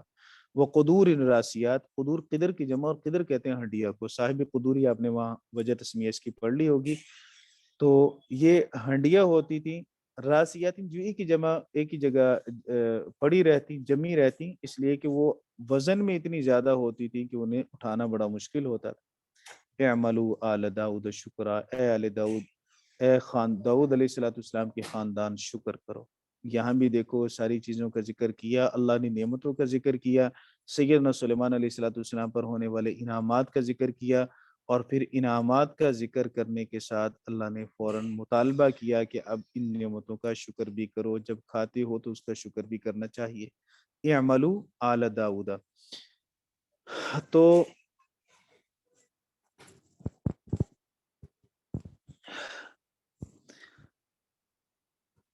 اعملوا، سیدنا داؤد علیہ الصلوۃ، سیدنا سلیمان علیہ الصلوۃ والسلام کو اللہ رب العزت نے یہ علوم عطا فرمائے اور انہیں ان کے ہاتھ پر اتنی چیزوں کو مسخر کیا۔ شکرن یہ ترکیب میں مفعول لہو بنے گا، عمل کرو اے آل داؤد شکر کرنے کے لیے۔ پھر شکر کے بارے میں سورہ لقمان میں آپ پڑھ چکے ہیں کہ شکر قولی بھی، عملی بھی، زبان کے ساتھ بھی اللہ کا شکر کرنا چاہیے، اعمال کے ساتھ بھی اللہ کا شکر کرنا چاہیے، شکر قلبی بھی ہو، دل بھی اللہ رب العزت کا شکر کرنے والا ہو۔ وَقَلِيلٌ مِّنْ عِبَادِيَ الشُّكُورُ، میرے بندوں میں سے بہت تھوڑے شکر کرنے والے ہیں۔ اکثریت جو ہے وہ ناشکروں کی ہے، تو اس سے معلوم ہوا کہ عوام کی اکثریت کا کسی طرف ہو جانا یہ اس کے حق ہونے کی دلیل نہیں۔ یہ ضروری نہیں کہ جس طرف اکثریت ہو تو وہی حق پر ہوں، کم لوگ بھی حق پر ہوتے ہیں، بلکہ اکثر حق والوں کی تعداد ناشکروں کے مقابلے میں، نافرمانوں کے مقابلے میں کم ہی ہوتی ہے، زیادہ نہیں ہوتی۔ تو حکم یہ دیا گیا کہ ان قلیل لوگوں میں تم شامل ہو جاؤ، قلیل من عبادی الشکور، وہ جو میرے تھوڑے سے بندے ہیں شکر کرنے والے، اے آل داؤد شکر کر کے تم بھی انہی میں شامل ہو جاؤ۔ فلما قضینا علیہ الموت، پھر جب ہم نے سیدنا سلیمان علیہ الصلوۃ والسلام پر موت کا فیصلہ کر لیا، فلما قضینا علیہ الموت ما دلہم علی موتہ، تو انہیں سیدنا سلیمان علیہ الصلوۃ والسلام کی موت کی خبر نہیں ہوئی، نہیں رہنمائی ہوئی ان کی، الا دابۃ الارض، مگر وہ اس نے دابۃ الارض کہتے ہیں اس کو، دیمک نے ان کی رہنمائی کی، ما دلہم علی موتہ، کی موت پر رہنمائی نہیں کی مگر دیمک نے۔ دابۃ الارض اس کو کہتے ہیں، تأکل من ساعتہ، جس نے جو ان کے عصا کو کھا رہا تھا۔ فلما خر، جب حضرت سلیمان علیہ السلام گر پڑے، تبینت الجن، جنات پر یہ چیز واضح ہوگی، جنات کو پتہ چل گیا، اللہ کانوا یعلمون الغیب، یہ کہ اگر وہ غیب کو جانتے ہوتے، ما لبثوا فی العذاب المہین، تو وہ رسوا کرنے والے عذاب میں نہ ٹھہرتے۔ ایک تو سیدنا سلیمان علیہ الصلوۃ والسلام پر اللہ رب العزت نے موت کا فیصلہ کیا، حکومت، سلطنت، تسخیر، بادشاہت عجیب لاجواب قسم کی ملی، لیکن موت سے پھر بھی راہ فرار نہیں ہے، بالآخر موت آنی ہی آنی ہے، جتنے بھی مزے کوئی کر لے۔ دوسرا مسئلہ معلوم ہوا کہ جنات غیب نہیں جانتے۔ اب عامل حضرات کے پاس جو عملیات کرتے ہیں جنات، اگر مسخر ہوں بھی صحیح یا بعض اعمال کی وجہ سے، تو وہ پھر آنے والے لوگ غیب والی چیزوں کے بارے میں سوال کرتے ہیں سب سے پہلے، جادو کیا کس نے، کیوں کروایا، کون ہے، یہ چیزیں نہیں پوچھنی چاہیے۔ وہ پھر اگر بتانے والے بتاتے بھی ہیں تو جنات ہی کے ذریعے سے بتاتے ہیں، ان پہ وہی تو نہیں آتی، اللہ کا فرشتہ تو نہیں آتا، اور جنات جھوٹ بولتے ہیں، بہت سارے گھر اس وجہ سے اجڑ جاتے ہیں۔ تو اللہ کہتا ہے جنات غیب کا علم نہیں جانتے، انہیں تو یہ بھی نہیں پتا کہ حضرت سلیمان علیہ الصلوۃ والسلام ان کے قریب ہی ہیں اور وہ فوت ہو چکے ہیں، لیکن وہ اس بات کو بھی نہیں جان رہے۔ پھر بعض مفسرین کرام نے یہ لکھا کہ 1 سال تک حضرت سیدنا سلیمان علیہ الصلوۃ والسلام اسی حالت پر رہے، لیکن یہ بات دیگر مفسرین کرام نے اس کا رد بھی کیا کہ یہ ٹھیک نہیں ہے، خلاف عقل ہے۔ 1 سال تک حضرت اگر ایک ہی جگہ پہ رہے تو 1 سال تو بہت لمبا عرصہ ہے کہ 1 سال میں انہوں نے جنات کو کچھ بھی نہیں کہا، اور جنات پھر سمجھ بھی نہ سکے کہ 1 سال ہو گیا بندہ بیٹھا ہے اور وہ بول نہیں رہا، کچھ کہہ نہیں رہا، ہمارے کام میں کوئی روک ٹوک نہیں کر رہا، ہماری کوئی ہمیں کوئی تنبیہ نہیں کر رہا۔ بہرحال سال تو صحیح جو بات ہے وہ یہ ہے کہ دیمک تو پہلے ہی لگ چکی تھی، جب حضرت بیٹھے ہوئے تھے تو دیمک اس کو کچھ نہ کچھ لگا ہوا تھا، اور پھر فوت ہونے کے کچھ عرصہ کے بعد وقت تو کچھ نہ کچھ لگا، وہ بھلے زیادہ بھی ہو یا تھوڑا ہو، اور سال بہت لمبا عرصہ ہے، اس سے کم کم میں حضرت سلیمان علیہ الصلوۃ والسلام کا وہ جو عصا تھا وہ ٹوٹ کے گر پڑا۔ باقی اللہ پاک بہتر جانتے ہیں، چونکہ قرآن پاک میں تو اس کی صراحت نہیں ہے، تو یہ نبی کریم صلی اللہ علیہ وسلم کی کسی صحیح حدیث میں بھی ایسی بات نہیں ہے کہ آپ 1 سال کی مدت تک رہے۔ یہ تفسیری روایات ہیں، وہ صحیح بھی ہو سکتی ہیں اور صحیح نہیں بھی ہو سکتی، دونوں چیزوں کا اس میں احتمال ہے۔ اب یہاں تک تو 2 شکر گزار بندوں کا اللہ تعالیٰ نے ذکر فرمایا، ان شکر گزار بندوں پہ اللہ نے پھر انعام کس قدر کیا، یہ اصل چیز جو نوٹ کرنے کی یہ ہے وہ یہ ہے۔ ایک طرف وہ عبد منیب ہے، پھر عبد منیب پر اللہ نے انعام کتنا کیا، حکومت بھی دی، نبوت بھی دی، اور اللہ نے پہاڑوں کو مسخر کیا، پرندوں کو مسخر کیا، پھر سیدنا سلیمان علیہ الصلوۃ والسلام کی شہنشاہت، بادشاہت، حکومت، یہاں پیچھے بھی پڑ چکے ہیں تفصیل کے ساتھ، وہ سارا منظر ہو، اور وجہ پھر یہی دیکھیں کہ اعملوا آل داؤد شکرا، شکر کا حکم تھا، اور شکر کی وجہ سے اللہ تعالیٰ نے اتنا دیا۔ ان تعدوا نعمت اللہ لا تحصوها، اللہ کی نعمتوں کو شمار کرو گے تو شمار کر نہیں سکو گے۔ شکر کرو گے، لئن شکرتم لازیدنکم، شکر کرو گے تو زیادہ کروں گا، تو شکر کیا انہوں نے، اور پھر ان کو زیادہ کتنا کچھ ملا جس کا ہم سوچ بھی نہیں سکتے، تصور بھی نہیں کر سکتے۔ پھر اس کے بعد اللہ نے ناشکروں کا ذکر کیا۔ تعرف الاشیاء بازدادها، چیزیں اپنی ضد سے پہچانی جاتی ہیں۔ نور کی قدر تب ہوتی ہے جب اندھیرے سے انسان نکلتا ہے، تو اندھیرا، روشنی، سیاہ اور سفید، یہ دونوں چیزیں ساتھ ساتھ چلتی رہتی ہیں۔ نہ شکرے پھر شکر گزار بندوں کا ذکر کیا، اس کے بعد نہ شکروں کا ذکر کر رہے ہیں۔ لقد کان لسبأ فی مسکنہم آیہ، حقیقی بات یہ ہے، واقعی بات یہ ہے کہ قوم سبا کے لیے ان کی ٹھہرنے کی جگہوں میں بڑی نشانیاں تھیں۔ جیسے میں نے عرض کیا کہ قوم سبا یہ 800 سال قبل از مسیح کی ہے، سیدنا عیسیٰ بن مریم علیہ الصلوۃ والسلام سے پہلے، یمن کے علاقے میں آباد تھی۔ دارالخلافہ کا نام معارب تھا، اور بارشیں ہوتی تھی کثرت کے ساتھ، پانی اسٹور کرنے کے لیے کوئی ذریعہ نہیں تھا، پانی ضائع ہوتا، تو پھر پانی کے ضائع ہونے کو انہوں نے بچانے کے لیے بہت سارے ڈیم بنائے، بہت سارے بند باندھے۔ ان میں سے جو سب سے بڑا بند تھا، یہ بند یہاں معارب کے اندر ہی انہوں نے بنائے، جو ان کا دارالخلافہ تھا، اس کو سد معارب کہتے تھے۔ سد کہتے ہیں، مشہور تو سد کا معنی بند ہی ہے، لیکن یمن والے اس کو عارم کہتے ہیں، ان کے علاقے کے لوگ، اس لیے قرآن پاک میں بھی اس کو عارم کے ساتھ یاد کیا۔ یہ جو بند تھا یہ تقریباً 150 فٹ لمبا، 50 فٹ چوڑا تھا، 50 فٹ وہ دیوار چوڑی اور 150 لمبی، یہ 2 پہاڑوں کے درمیان انہوں نے اس کو بنایا، اور یہ بہت بڑا بند تھا۔ پھر اس کے 3 کھڑکیاں اوپر نیچے، پھر اس سے اوپر 3 اوپر نیچے کھڑکیاں بنائی، تاکہ جتنا پانی اس میں سے ضرورت ہو اس میں سے نکال لیا جائے، اسی کے ذریعے سے زراعت ان کی ہوتی۔ پھر جیسے میں نے پہلے بھی عرض کیا کہ بری تجارت ہو یا باہری تجارت ہو، دونوں طرح کی تجارتوں پر ان کی اجارہ دری تھی۔ سونے چاندی کے برتن استعمال کرتے، دار چینی اور سندل کی لکڑی یہ استعمال کرتے، اور بڑی تعمیرات کے اندر بھی انہوں نے بڑی ترقی کی تھی۔ مفسرین کرام نے فرمایا کہ 20 منزلہ عمارت انہوں نے بنائی اس زمانے میں، سیدنا عیسیٰ بن مریم سے بھی 8 صدیاں پہلے، 800 سال پہلے کی بات ہے، اور 20 منزلہ عمارت بنائی، اور ہر منزل جو تھی وہ 36 فٹ اونچی تھی۔ تو یہ اس کے آثار کہتے ہیں اب بھی ملتے ہیں، یہ دیوار جو بند تھا سد معارف، اس کے آثار تو اب بھی ہیں۔ اس کا 1 ثلث تقریباً تو خراب ہو گیا، پھر اس کے بعد 2 ثلث کے قریب قریب وہ نشان اس کے ہیں۔ ارض القرآن میں اس کی تفصیل ہے، پھر اس کو دوبارہ مرمت بھی کیا گیا، کہتے بنایا گیا اس کو اچھی طرح۔ تو بہرحال باغات ان کے بڑے کثرت سے تھے، سڑک کے دونوں کناروں پر، گھروں کے اندر جہاں رہائش تھی وہاں بڑی کثیر تعداد کے اندر پھل تھے، اور اتنے گھنے اور بہترین قسم کے باغ کہ اگر کوئی عورت اپنے سر پہ ٹوکری رکھے خالی اور صرف باغات سے گزرے تو درختوں سے گرنے والے پھلوں سے وہ ٹوکرا بھر جائے۔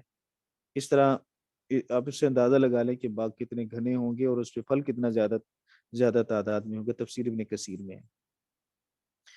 تو اللہ رب العزت نے یہ انہیں فرمایا کہ لقد کان لسبأ فی مسکنہم آیہ، قوم سبا کی رہائش میں ہی اب یہ اس سے بڑی نشانی اور کیا ہوگی کہ اللہ تعالیٰ نے اتنی عیش و عشرت دی، نعمت دی۔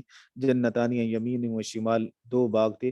یہ دو باغ سے مطلب دو نہیں ہے بلکہ کثرت باغ ہے، کہ باغ بہت زیادہ تھے اور وہ سڑک کے دونوں کناروں پر تھے۔ صرف دو باغ نہیں بلکہ دو کنارے مراد ہیں، دائیں بھی بائیں بھی، یمین و شمال۔ کلوا من رزق ربکم، کھاؤ اپنے رب کے رزق میں سے، واشکروا لہ، اور اس کا شکر کرو۔ اللہ رب العزت کا رزق کھاؤ اور شکر کرو، دو چیزیں دیکھیں۔ پہلے بھی کہا گیا آل داؤد کو شکر کا کہا گیا، سیدنا سلیمان علیہ السلام کا ذکر آیا تو آل داؤد کو فرمایا گیا شکر کرو۔ سیدنا داؤد علیہ السلام کا ذکر آیا تو انہیں بھی فرمایا گیا کہ وَعَمَلُوا صَالِحًا بھی کہا گیا، شکر کرنے کا حکم بھی دیا گیا۔ دونوں نے شکر کیا، انہیں بھی کہا گیا وَاشْكُرُوا لَهُ، اللہ کا شکر کرو۔ بلدتن طیبتن، عمدہ شہر ہے، طیبتن بلدتن طیبتن، طیبتن کا معنی کیا گیا زرخیز، اور مراد اسے یہی معارب کا شہر۔ تو زرخیز شہر ہے جس کے اندر ہر طرح کی کھیتی، پھل پھول، ہر طرح کی چیزیں ہوتی ہیں۔ وَرَبٌ غفور، اور رب بخشنے والا ہے، نعمتیں دینے والا رب ہے، اور کمی بیشی ہوگی تو پھر اللہ تعالیٰ معاف کرنے والا ہے۔ کُلُوا مِن رِزْقِ رَبِّکُمْ وَاشْکُرُوا لَهُ، کُلُوا مِن رِزْقِ رَبِّکُمْ، وہاں دلیل بھی ہے کہ کھاؤ اپنے رب کے رزق میں سے۔ پالنے والا جو ہے، رب کا معنی ہی پالنے والا، پرورش کرنے والا۔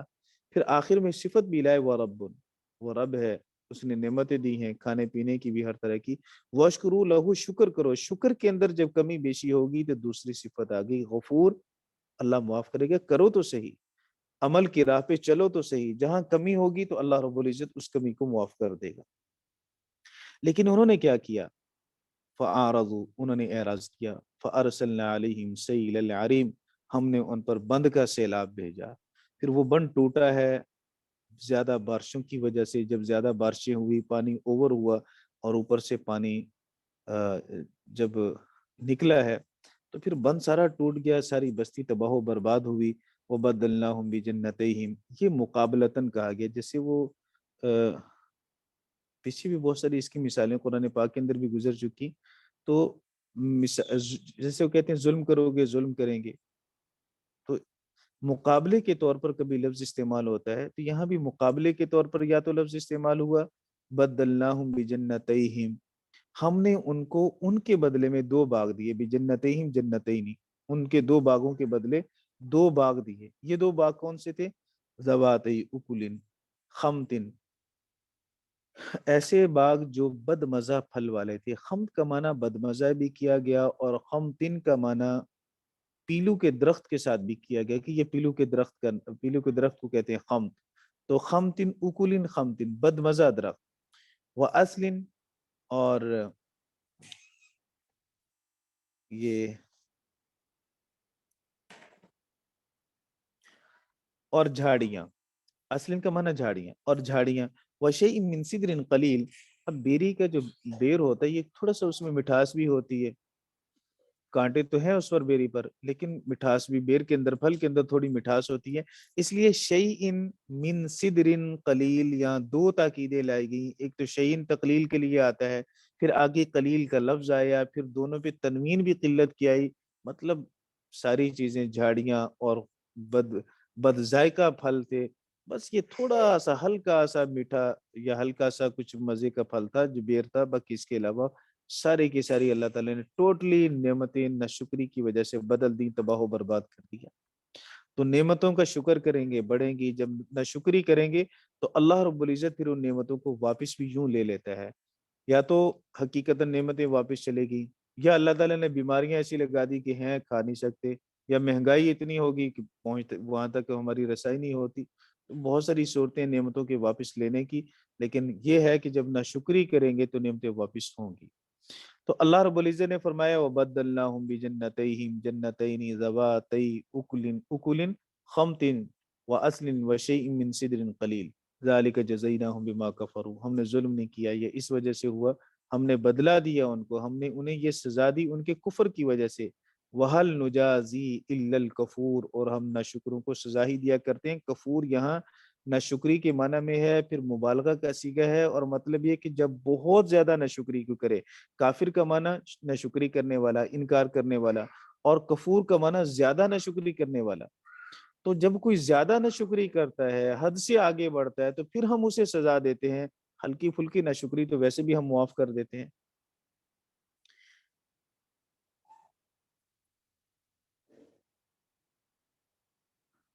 وَجَعَلْنَا بَيْنَهُمْ وَبَيْنَ الْقُرَى الَّتِي بَارَكْنَا فِيهَا قُرًى ظَاهِرَةً، اللہ فرماتے ہیں کہ ہم نے ان کے درمیان اور ان بستیوں کے درمیان جن میں ہم نے برکت دی، یہ بارکنا فیہا، اس سے مراد شام کی بستیاں ہیں، اور وہ ان کے اپنی یمن والی جو بستیاں ہیں وہ مراد ہیں پہلے والی، بین القرى التي سے، التي بارکنا فیہا قُرًى ظَاهِرَةً، سر راہ، ظاہری طور پر جو بستیاں ہیں۔ دو طرح سے اس کی تفسیر مولانا کی گئی۔ بعض مفسرین کرام نے فرمایا قرآن ظاہرتاً کا مطلب یہ ہے کہ یہ ان کے تقریباً پہاڑی علاقہ تھا، سارا پہاڑ زیادہ تھے، تو بستیاں اتنی قریب قریب تھیں کہ ایک پہاڑ پہ اگر کھڑے ہو جاؤ تو دوسری بستی نظر آ جاتی تھی، اس لیے فرمایا قرآن ظاہرتاً۔ لیکن زیادہ حضرات نے اس کی تفسیر یہ فرمائی کہ یہ بستیاں سڑک کے کناروں پر تھیں، اور جب یہ سفر کرنے کے لیے اپنے علاقے سے ملک شام تک جاتے تو بستیاں ساتھ ساتھ آبادیاں ملی ہوئی ہیں، اور ایک منزل سے دوسری منزل یہ تقریباً 30 سے 40 میل کے فاصلے تک، جتنا بندہ ایک دن میں سفر آسانی کے ساتھ پیدل چل سکے، اتنے سفر کے بعد دوسری بستی آ جاتی تھی، اس میں وہ آرام بھی کر سکتے، اور آرام کرنے کے ساتھ کھانے پینے کی چیزیں بھی وہاں مہیا ہوتی۔ تو اب سفر ایسا آسان ہو گیا کہ ایک تو ہر طرف سبزہ نظر آ رہا ہے، ہر طرف لوگ چلتے پھرتے، آبادیاں نظر آ رہی ہیں، کھانے پینے کا سامان ساتھ اٹھانے کی ضرورت نہیں ہے، تھکاوٹ اور رات گزارنے کے لیے کوئی پریشانی نہیں ہوگی۔ یہ ساری چیزیں اللہ رب العزت نے انہیں مہیا کی، قرآن ظاہرتاً وقدرنا فیہا السیرا، اور ہم نے ان کے درمیان چلنے کا ایک خاص انداز رکھا۔ تو یہ انداز سے مراد وہی ہے، یعنی ایک بستی اور دوسری بستی کے درمیان جو فاصلہ ہے وہ فاصلہ ایک خاص اندازے تک تھا۔ وہ بستیاں بنائی ایسی گئی تھی کہ درمیانی فاصلہ وہ اتنا ہو جتنا انسان چل کے دوسری بستی تک آسانی کے ساتھ پہنچ سکے۔ سیروا فیہا لیالیا و ایامن، چلو ان بستیوں کے اندر راتوں کو بھی دن کو بھی، آمینین، امن کی حالت میں، چوری نہیں ہوگی، ڈکیٹی نہیں ہوگی، مال کو لوٹا نہیں جائے گا۔ تو ان سب چیزوں سے اللہ رب العزت نے انہیں امن دیا۔ فقالوا ربنا، ناشکر لوگوں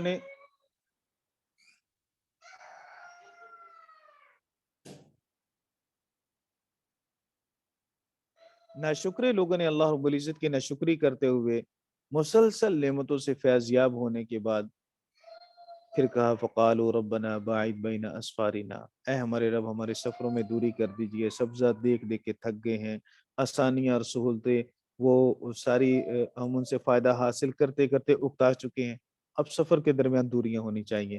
تو جب انہوں نے اللہ تعالیٰ سے یہ دعا کی، اللہ فرماتے ہیں وَظَلَمُوا أَنفُسَهُمْ، یا تو یہ مولانا دعا ان کی قولی ہے، فقالوا ربنا باعد بین اسفارنا، یہ تو قولی دعا ہے، یا تو یعنی زبان کے ساتھ انہوں نے کہی، یا پھر یہ قولی دعا نہیں ہے، زبان حال سے انہوں نے کہا، انہوں نے اللہ کی نعمتوں کی ناشکری کی، جس کا لازمی مطلب یہ ہے کہ اب ہم سے نعمتیں واپس لے لیجئے۔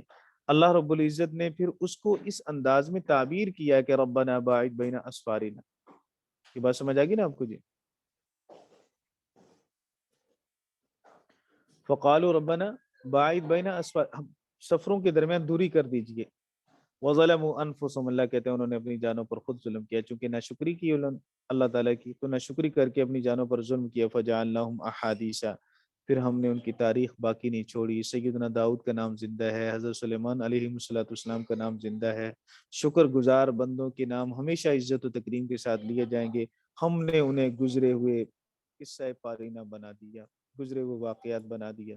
فَجَعَلْنَاهُمْ أَحَادِيثَ وَمَزَّقْنَاهُمْ كُلَّ مُمَزَّقٍ، اور ہم نے انہیں بری طرح، ویسے تو پیچھے بھی یہ لفظ گزرا تو ہم نے وہاں کیا تھا، اس کا معنی ٹکڑے ٹکڑے کیا، یہاں اس کا معنی ٹکڑے ٹکڑے نہیں، مزقناہم کل ممزق، ہم نے انہیں منتشر کر دیا۔ یہ پھر جو لوگ وہاں سیلاب سے بچے تھے، کچھ دائیں بائیں ادھر ادھر مختلف علاقوں کے اندر منتقل ہو گئے۔ ان فی ذلک لآیۃ لکل صبار شکور، بے شک اس میں نشانیاں ہیں ہر صبر کرنے والے، شکر کرنے والے کے لیے۔ دو ہی چیزیں بنیادی ہیں، صبر اور شکر، ایمان کے دو حصے ہیں، ایک صبر اور دوسرا شکر۔ تو صبر کریں اللہ رب العزت کی طرف سے آنے والی آزمائشوں پر، شکر کیجیے اللہ تعالیٰ کی نعمتوں پر۔ وَلَقَدْ صَدَّقَ عَلَيْهِمْ إِبْلِيسُ ظَنَّهُ، اور تحقیق ابلیس نے اپنے گمان کو سچا کر دیا۔ وہ ابلیس کا گمان کیا تھا؟ جب شیطان کو راندہ درگاہ کیا گیا تو اس نے یہ کہا تھا کہ اللہ میں تیری مخلوق کو ضرور بھی ضرور گمراہ کروں گا۔ تو شیطان نے اپنے اس گمان کو اس نے سچا کر دیا۔ قال فبعزتک لاغوینہم اجمعین الا عبادک منہم المخلصین، تیرے صرف مخلص بندے بچیں گے، باقی تو سب کو گمراہ کر دوں گا۔ تو اللہ نے فرمایا کہ شیطان وَلَقَدْ صَدَّقَ عَلَيْهِمْ إِبْلِيسُ، ابلیس نے ان پر اپنے گمان کو سچا کر دیا، چونکہ انہوں نے ابلیس کی پیروی کی۔ فَاتَّبَعُوهُ، انہوں نے اس کی اتباع کی۔ إِلَّا فَرِيقًا مِّنَ الْمُؤْمِنِينَ، مگر ایمان والوں میں سے ایک تھوڑی سی جماعت، ایمان والوں میں سے جو ایمان والوں ہی کی تھوڑی سی جماعت ہے۔ یہ من المؤمنین من تبعیضیہ نہیں ہے، من بیانیہ ہے، اور مطلب یہ ہے کہ ایمان والوں کی تھوڑی سی جماعت۔ ایمان والوں میں سے جب کہیں گے تو اس کا مطلب ہوگا کہ ایمان والے بھی کچھ شیطان کے پیچھے لگ گئے۔ تو مراد یہاں یہ نہیں ہے، مقصد یہاں یہ ہے کہ ایمان والے تھوڑے سے ہیں، ناشکرے زیادہ، شکر گزار کم، اس لیے یہ من بیانیہ ہے، من تبعیضیہ نہیں ہے۔ وما كان لهم عليهم من سلطان، اللہ کہتا ہے کہ شیطان کے لیے ان پر کوئی غلبہ نہیں تھا۔ سلطان کی مولانا دو معنی کیے گئے، ایک تو یہ کہ شیطان کا ان پر کوئی جبر نہیں تھا کہ مجبوراً ہاتھ پکڑ کے کوئی کام شیطان نے ان سے کروا دیا ہو، یہ بیچارے مجبور تھے انہیں، اور یہ اس کا خلاف کر سکتے نہیں تھے، ایسی بات نہیں تھی۔ دوسرا مطلب یہ ہے کہ سلطان کا معنی دلیل کریں، شیطان نے جن کاموں پہ لگایا نہ شیطان کے پاس دلیل تھی نہ ان کو کوئی دلیل اس نے سمجھائی، ایک وسوسہ تھا بس۔ جبکہ انبیاء اس کے مقابلے میں صرف انبیاء علیہ السلام تو اس کے مقابلے میں دلیل سے بات کر رہے ہیں، ایسی بات کر رہے ہیں جو عقل میں آنے والی ہے۔ شیطان کی طرف سے جو بات کہی جا رہی ہے، جس کے پیچھے لگایا جا رہا ہے، وہ صرف بے بنیاد خواہشات ہیں جن کی دلیل کوئی نہیں ہے۔ تو سلطان کا معنی دلیل بھی، سلطان کا معنی جبر بھی، دونوں معنی کیے گئے۔ وما كان عليهم من سلطان، شیطان کا ان پر کوئی زور نہیں تھا۔ الا لنعلم من يؤمن بالآخرہ، پھر ہم نے شیطان کو پیدا جو کیا اور ایک طرف انبیاء علیہ السلام کا جو سلسلہ شروع کیا، اس کی غرض کیا تھی؟ اس کی غرض یہ تھی، مقصود ابتلا میں ڈالنا، آزمائش میں ڈالنا، امتحان لینا، اور امتحان لے کر کھرے اور کھوٹے کو ظاہر کرنا، اچھے اور برے کو ظاہر کرنا تھا۔ اس لیے فرمایا لنعلم، علم ظہور، مفسرین کرام آگے اس کا مفعول مطلق ذکر کرتے ہیں تاکہ ہم جان لیں علم ظہور کے ساتھ کہ حقیقی علم تو اللہ کو ہے لیکن ظاہر کرنا ہے، یا پھر لنعلم لنظہر کے معنی میں کر لیں تاکہ ہم ظاہر کر دیں من یؤمن بالآخرہ، کون آخرت پر ایمان رکھتا ہے، ممن ہوا منہا فی شکن، ان لوگوں میں سے جو قیامت کے بارے میں شک میں ہیں، اور ربک علی کل شیء حفیظ، اور تیرا رب ہر چیز پر نگران ہے۔ جی مولانا پڑھنے آگے، یہ 2 رکوع کافی ہے، کہتے ہو تو 1 رکوع اور پڑھ لیتے ہیں، آدھی صورت ہو جائے گی، آدھی صورت کل ہو جائے گی، اور اگر تھک گئے ہیں تو بس کر۔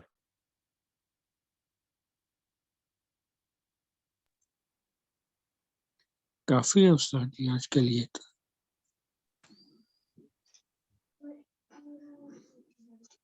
جی منصور عادل صاحب آپ کیا فرما رہے ہیں؟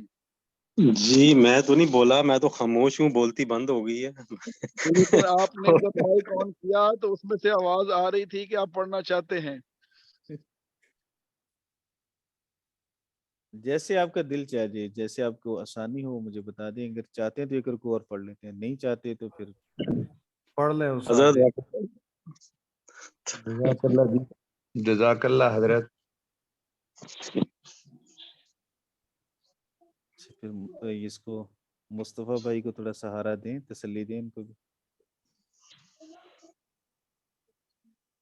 ٹھیک ہے استاد جی، پیچھے امام دے، اللہ اکبر۔ اچھا چلیں ٹھیک ہے، 1 رکوع اور پڑھتے ہیں۔ اعوذ باللہ من الشیطان الرجیم، بسم اللہ الرحمن الرحیم۔ آسان ہے، مشکل نہیں ہے، اب تفصیل بھی نہیں ہے، تفصیل پہ تھوڑی تھوڑی کر لیں گے بس۔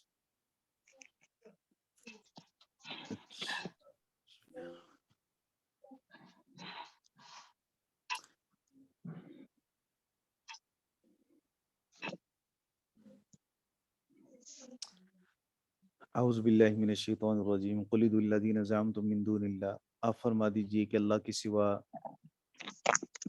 تم نے جنہیں معبود سمجھ رکھا ہے انہیں پکارو، قل ادعوا اللہ، قل ادعوا الذین، فرما دیجئے پکارو ان کو، زعمتم من دون اللہ، جن کے بارے میں اللہ کے سوا تم گمان رکھتے ہو، لا یملکون مثقال ذرۃ فی السماوات ولا فی الارض، وہ زمین و آسمان میں ایک ذرہ کے برابر بھی کسی چیز کے مالک نہیں ہیں۔ جب وہ زمین و آسمان ذرہ کے برابر بھی کسی چیز کے مالک نہیں ہیں تو پھر وہ شفاعت قہری کیسے کریں گے؟ مشرکین کا عقیدہ ملائکہ کے بارے میں یہی تھا کہ وہ شفاعت قہری کریں گے ہماری، اللہ رب العزت نے اس کی نفی فرمائی۔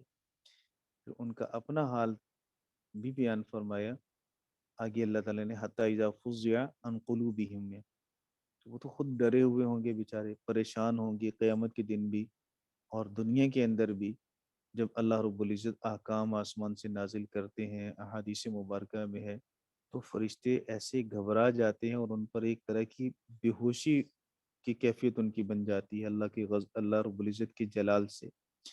پھر جب تھوڑی سی ان کی حالت بہتر ہوتی ہے، پھر وہ اعلیٰ کے ملائکہ سے پوچھتے ہیں کہ اللہ نے کیا کہا، تو وہ جواب میں پھر کہتے ہیں قال ربکم قال الحق، تمہارے رب نے حق بات کہی۔ تو وہ کہتے ہیں قالوا ماذا قال ربکم قالوا الحق، حق کہا، صحیح کہا، یعنی حکم جو اللہ تعالیٰ نے بھیجا وہ احکام بتلاتے ہیں۔ اور اگر اس آیت کا تعلق آخرت کے ساتھ ہو پھر اس کا مطلب یہ ہوگا کہ اللہ تعالیٰ نے سفارش کی اجازت دی۔ تو اللہ رب العزت نے ارشاد فرمایا کہ جنہیں جو زمین و آسمان میں ایک ذرے کے بھی مالک نہیں، وہ شفاعت قہری کیسے کریں گے؟ وما لهم فیہما من شرک، اور ان کے لیے زمین و آسمان میں کوئی شراکت بھی نہیں ہے، شرک بمعنی شراکت، وما له منہم من ظہیر، اور ان کے اس کے لیے کوئی ان میں سے مددگار بھی نہیں ہے۔ منہم سے مراد معبودان باطلہ، منہم سے مراد ان کے ملائکہ، کوئی مددگار بھی نہیں ہے، نہ تو مالک ہے، نہ شریک ہے، نہ مددگار ہے۔ ایک تو یہ ہوتا ہے کہ کسی چیز کا مالک ہو، مالک نہیں ہے، چلو آدھے کے اندر شریک ہو جائے، آدھے کے اندر شریک بھی نہیں ہے، چلے کائنات چلانے میں، نظام چلانے میں کوئی ساتھ تعاون کرنے والا ہو تو ان کی حیثیت تعاون کرنے والے کی بھی نہیں ہے۔ تو تینوں طرح کی اللہ نے نفی فرما دی، نہ ظہیر ہے، نہ شریک ہے، نہ مالک ہے، نہ مالک، نہ شریک، نہ ظہیر، کچھ بھی نہیں ہے۔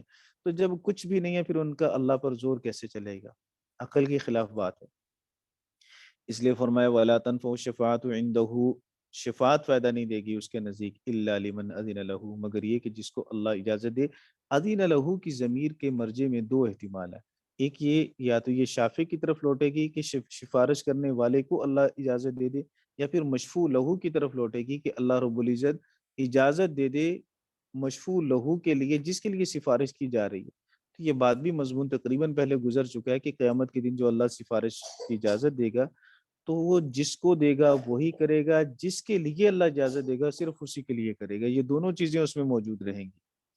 حتی اذا فزع عن قلوبہم، یہاں تک کہ جب ان کے دلوں سے گھبراہٹ دور کر دی جاتی ہے، قالوا ماذا، وہ کہتے ہیں کہ تمہارے رب نے کیا کہا، قال ربکم، کیا فرمایا تمہارے رب نے، قالوا الحق، تو دوسرے ملائکہ جواب دیتے ہیں کہ حق فرمایا، وہو العلی الکبیر، وہ علی، وہ بلند ہے، بڑا ہے۔ تو اللہ بلند بھی ہے، اللہ بڑا بھی ہے۔ جب اللہ سب سے بڑا ہے، سب سے بلند ہے، پھر اللہ پر کسی کا زور نہیں چلے گا، اللہ پر شفاعت قہری اور جبری نہیں ہو سکتی۔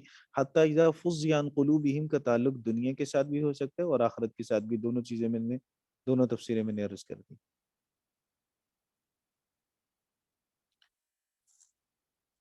قل، اب یہ یہاں سے دلیل دی جا رہی ہے، دلیل اعلیٰ سبیل الاعتراف من الخصم، مد مقابل جس چیز کو تسلیم کر رہا ہو اسی مقدمہ کو بنیاد بنا کر آپ اپنا دعویٰ ثابت کریں۔ تو وہ تسلیم کرتے ہیں کہ زمین و آسمان میں رزق کون دیتا ہے؟ فرمایا اللہ، قل اللہ، کیونکہ جواب اس کے علاوہ کوئی اور ہے نہیں ہے۔ قل من یرزقکم من السماوات والارض، فرما دیجئے کون رزق دیتے ہے تمہیں آسمانوں اور زمینوں سے؟ قل اللہ، کہہ دیجئے اللہ۔ وَإِنَّا أَوْ إِيَّاكُمْ لَعَلَىٰ هُدًى أَوْ فِي ضَلَالٍ مُبِينٍ، تو بے شک ہم یا تم یقیناً ہدایت پر ہیں یا گمراہ پر ہیں، ہم دو میں سے کوئی ایک تو اللہ رب العزت نے یہاں یہ بات سمجھا دی ہے کیونکہ یہ بحث ہو رہی ہے مشرکین کے ساتھ، اور انبیاء نبی کریم صلی اللہ علیہ وسلم فرما رہے ہیں اور اللہ تعالیٰ انہیں فرما رہے ہیں کہ آپ ایسا کہیے، من یرزقکم من السماوات والارض، سوال کیجیے۔ تو جب آپ سوال کریں تو مخاطب کو برے لقب سے نہ پکاریں. یہاں انہیں کسی برے لقب سے بلایا نہیں گیا بلکہ عام لفظ استعمال کیا گیا، من یرزقکم من السماوات والارض قل اللہ. کون آسمانوں اور زمینوں سے رزق دیتا ہے؟ تو آپ کہہ دیجئے کہ اللہ دیتا ہے. یعنی جواب چونکہ لازمی طور پر یہ اللہ ہی ہوگا اور یہ مسلمہ مقدمہ ہے ان کے ہاں بھی اپنے ہاں بھی. وَإِنَّا أَوْ إِيَّاكُمْ، انصاف کا مطالبہ کیا گیا کہ تم عقل سے کام لو.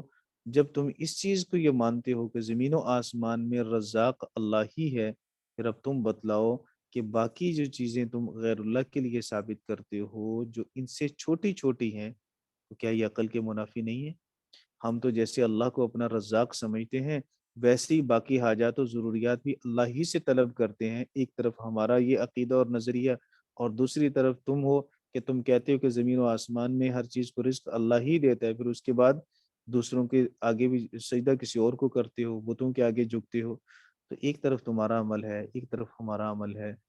ایک چیز ہمارے درمیان، دونوں کے درمیان مشترک ہے کہ تم بھی کہتے ہو کہ زمین و آسمان میں رزاق اللہ ہی ہے، ہم بھی کہتے ہیں اللہ ہی ہے. تو اب بتلاؤ کہ وَإِنَّا أَوْ إِيَّاكُمْ لَعَلَىٰ هُدًى أَوْ فِي ضَلَالٍ مُبِينٍ. اس کا مطلب یہ نہیں کہ ہمیں شک ہے، ہم دوسرے سے فیصلہ کروا رہے ہیں کہ اب تو بتلا اپنی عقل سے ہی فیصلہ کر کہ ہدایت پر کون ہے اور گمراہی پر کون ہے. ہمیں تو یقین ہے کہ ہم ہدایت پر ہیں کیونکہ ہم اللہ ہی کو سب کچھ مانتے ہیں. قُلْ لَا تُسْأَلُونَ عَمَّا أَجْرَمْنَا، فرما دیجئے کہ تم سے نہیں پوچھا جائے گا عَمَّا أَجْرَمْنَا، ان کے بارے میں جو ہم نے جرم کیے. وَلَا نُسْأَلُ عَمَّا تَعْمَلُونَ، اور نہ ہم سے پوچھا جائے گا ان کے بارے میں جو تم نے عمل کیے. آیت میں جو سمجھنے کی بات ہے وہ یہ ہے کہ ایک تو جرم کی نسبت اپنی طرف کی، اور جب مشرکین کی بات آئی تو ان کی طرف عمل کی ہے. تو یہ دعوتی اصول ہے کہ جب آپ کسی سے مخاطب ہوں تو پھر آپ میں عاجزی ہونی چاہیے، انکساری ہونی چاہیے، اور آپ اپنے مخاطب کو کوئی ایسی بات نہ کہیں جس کے دل میں آپ کی نفرت، جس کی وجہ سے اس کے دل میں آپ کی نفرت آ جائے. اگر آپ اسے مجرم کہیں گے تو لازمی طور پر وہ آپ کی بات سننے کے لیے تیار کیسے ہوگا؟ دوسری بات یہ کہ یہاں جرم کی نسبت اپنی طرف کر کے یہ بتلایا گیا ہے کہ دعوت کے میدان میں اترنے والوں کو اپنی تقصیرات پر، اپنے گناہوں پر، اپنی کمزوریوں پر نظر رکھنی چاہیے. جب وہ باہر نکلیں تو دوسروں پہ تنقیدی نگاہ نہیں ڈالنی چاہیے، وہ برے ہیں، فلاں یہ کر رہا ہے، فلاں یہ کر رہا ہے. اپنے اوپر نظر رکھو کہ ہم کیا کر رہے ہیں. دوسروں کی اصلاح کیجئے لیکن اپنی اصلاح سے بے خبر نہ ہو. تیسری بات یہاں سے ہمیں یہ معلوم ہوئی، اجرمنا ماضی کا صیغہ ہے اور اما تعملون یہ مضارع کا صیغہ ہے. اپنے لیے ماضی کا صیغہ استعمال کیا. یہ میں نے کسی تفسیر میں مجھے ملا نہیں، میں نے کافی ساری تفاسیر دیکھی اس کے لیے، لیکن اس فرق کی جو میرے ذہن میں فرق آیا وہ یہ ہے کہ اجرمنا ماضی کا صیغہ اور یہ دعوت دینے والے ہیں. اسلام کے آنے سے پہلے جو غلطیاں ہوئی، جو گناہ ہوئے، یا جس کی زندگی جیسی بھی تھی، وہ مشرک سے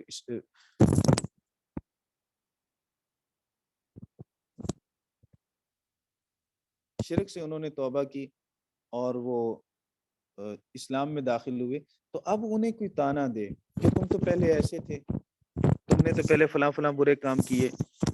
تو ان سے کہا گیا کہ قل کہہ دیجئے لا تسألون عما اجرمنا، جو ہم جرم کر چکے ہیں ان کے بارے میں تم سے نہیں پوچھا جائے گا. الاسلام یہدم ما کان قبلہ، اسلام پہلے سارے گناہوں کو معاف کر دیتا ہے.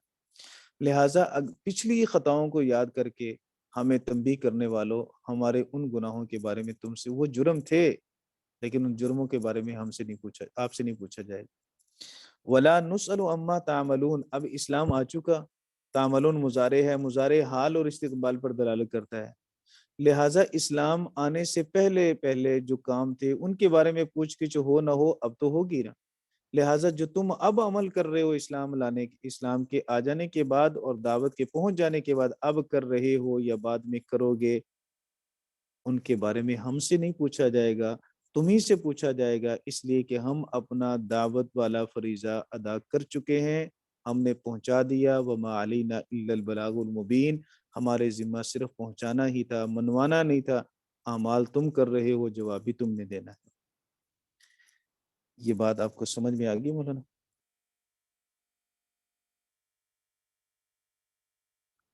جی استاد جی. دوستوں بھائیوں بزرگوں، قل لا تسألون عما اجرمنا ولا نسأل عما تعملون۔ امام قرطبی رحمہ اللہ تعالی نے لکھا ہے کہ یہ آیت جہاد سے منسوخ ہے۔ یہ ایسے ہی ہے جیسے سورہ کافرون کے آخر میں اللہ نے فرمایا لکم دینکم ولی دین۔ تو اب یہ نہیں کوئی کہہ سکتا کہ تمہارے عمل تم جانو اور ہمارے عمل ہمارے لیے، تمہارے عمل تمہارے لیے، یوں نہیں کہنا۔ دوسری بات یہ مولانا کہ یہاں اللہ رب العزت نے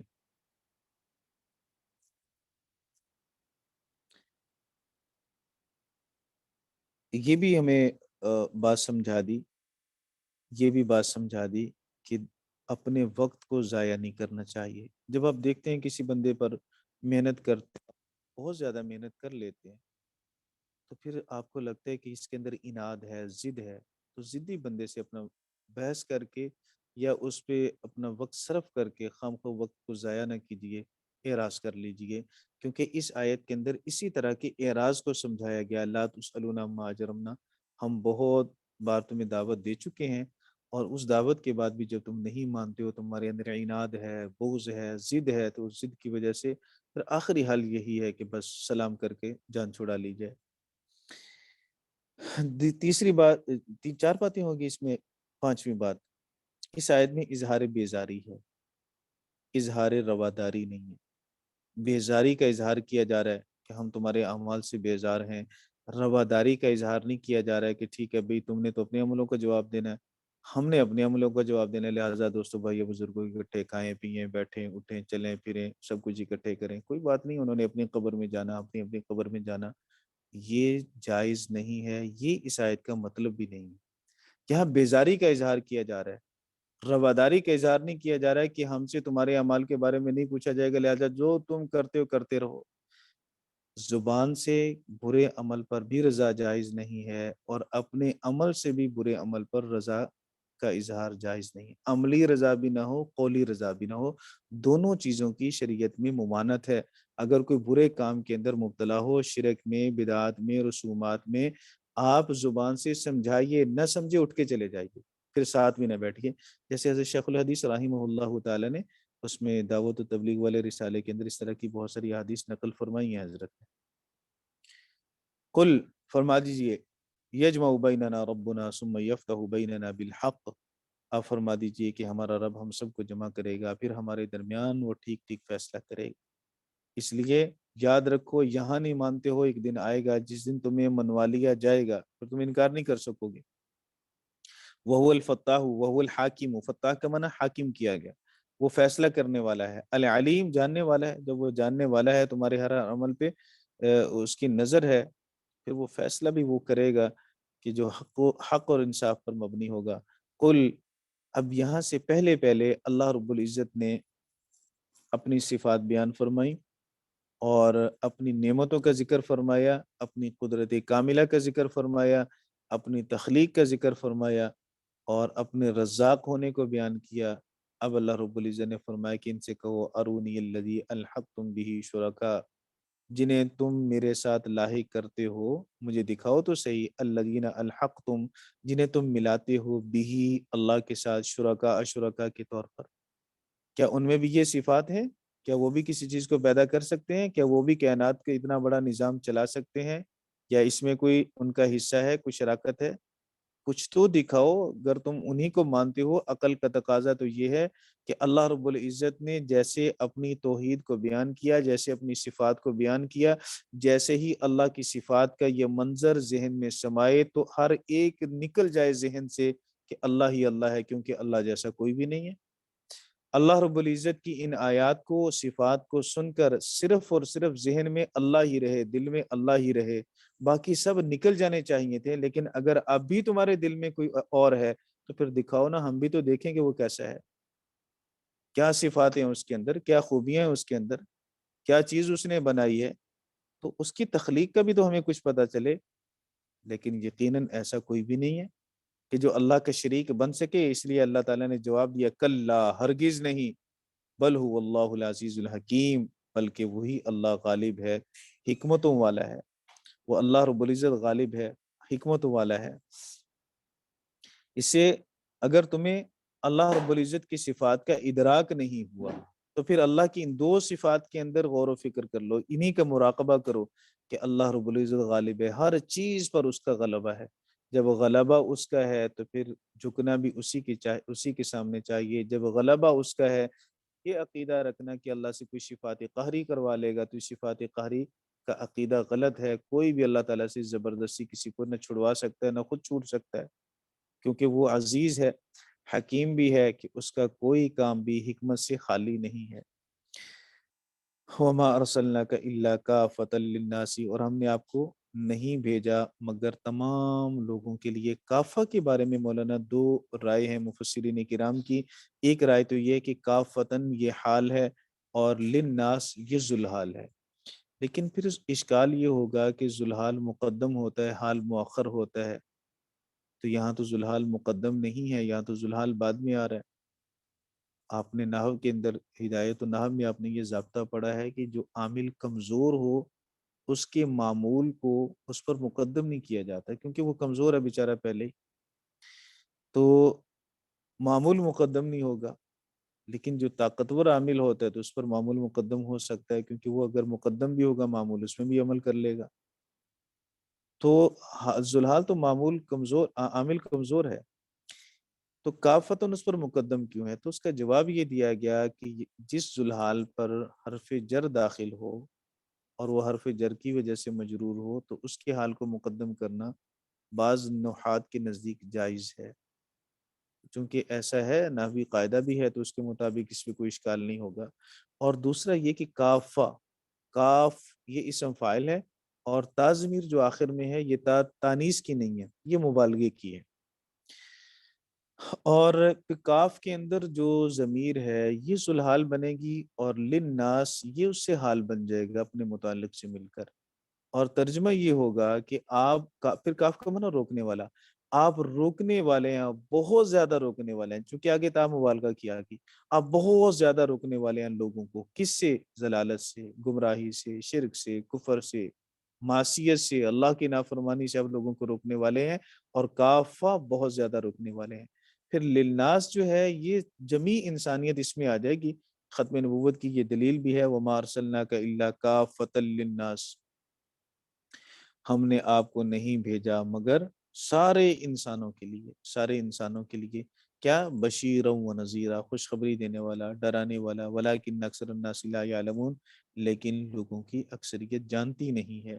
اگر انہیں علم ہوتا تو پھر وہ ضرور بھی ضرور جان لیتے۔ نور علم کی بات پہلے بھی ہو چکی، جنہیں اللہ تعالیٰ نے علم کو نور عطا فرمایا تو عرفان حق نصیب ہوتا ہے، اور جنہیں علم نہ ہو، جہالت ہو، تو جہالت کیونکہ سارے گناہوں کی بنیاد بنتی ہے، ان گناہوں میں سے پھر بڑا گناہ کفر ہے، شرک ہے، وہ بھی جہالت کی وجہ سے ہی ہوتا ہے۔ وَيَقُولُونَ مَتَىٰ هَٰذَا الْوَعْدُ، یہ استہزاء کے طور پر کہتے تھے کافر، استہزاء کے طور پر کہتے تھے کب آئے گا؟ وَيَقُولُونَ مَتَىٰ هَٰذَا الْوَعْدُ إِن كُنتُمْ صَادِقِينَ، وعدہ سے مراد قیامت بھی، وعدہ سے مراد عذاب بھی۔ وہ کہتے ہیں کہ وعدہ کب پورا ہوگا؟ اگر تم سچے ہو، قیامت کا وعدہ یا عذاب کا وعدہ؟ قل فرما دیجئے، لکم میعاد یومن، تمہارے لیے ایک خاص وقت ہے، یوم بمانا وقت کے، یہاں کے دن کے معنی میں نہیں، تمہارے لیے ایک خاص وقت مقرر ہے، لا تستأخرون عنہ، جس سے تم پیچھے نہیں ہٹو گے، ایک ساعتن، ایک گھڑی بھی، ایک لمحہ بھی، ولا تستقدمون، اور نہ آگے بڑھ سکتے ہو۔ یہ موت کا وقت بھی ہو سکتا ہے، قیامت کا بھی ہو سکتا ہے۔ اللہ رب العزت نے ایجاد و فنا کا جو نظام بنایا ہے وہ نظام بڑا مرتب ہے، اور اللہ کے علم میں ہے سب کچھ، اس لیے اللہ رب العزت جانتا ہے کہ کون سا کام کب کرنا ہے، فوراً سے نہیں ہو جاتا۔ کافر چونکہ مطالبہ کرتے تھے کہ ابھی عذاب لائیے، تو بھئی ابھی عذاب آپ کے کہنے سے تھوڑی آ جائے گا، ابھی حمل ہوا اور ابھی بچہ پیدا ہو جائے، کیسے ہوگا؟ ابھی اس کا ایک نظام ہے، کچھ مراحل سے اسے گزرنا ہے، ابھی کلاس میں داخلہ لیا اور ابھی کہیں جی ہم تو مفسر بھی بن جائیں، محدث بھی بن جائیں، کیسے ہوگا؟ کچھ وقت درمیان میں ہوگا جس میں آپ محنت کریں گے تو پھر اپنی انتہا کو پہنچیں گے۔ تو کائنات کو اللہ نے بنایا ہے تو فوری اس کو فنا تو نہیں کرنا، اس کے لیے بھی اللہ رب العزت نے کچھ ترتیب بنائی ہے، وہ ترتیب جب پوری ہوگی تو اس کے بعد ہی قیامت قائم ہوگی۔ اس لیے اللہ رب العزت نے جو وقت مقرر فرما رکھا ہے قیامت کا، ایک لمحہ بھی نہ اس سے مقدم ہوگا نہ اس سے مؤخر ہوگا، نہ اس سے پہلے آئے گی نہ اس کے بعد میں آئے گی. بس یہ 3 رکوع ہو گئے پورے آپ کے.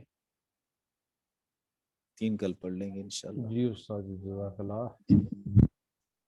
سبق کے متعلق اگر کوئی سوال آپ کے ذہن میں ہو تو آپ پوچھ سکتے ہیں.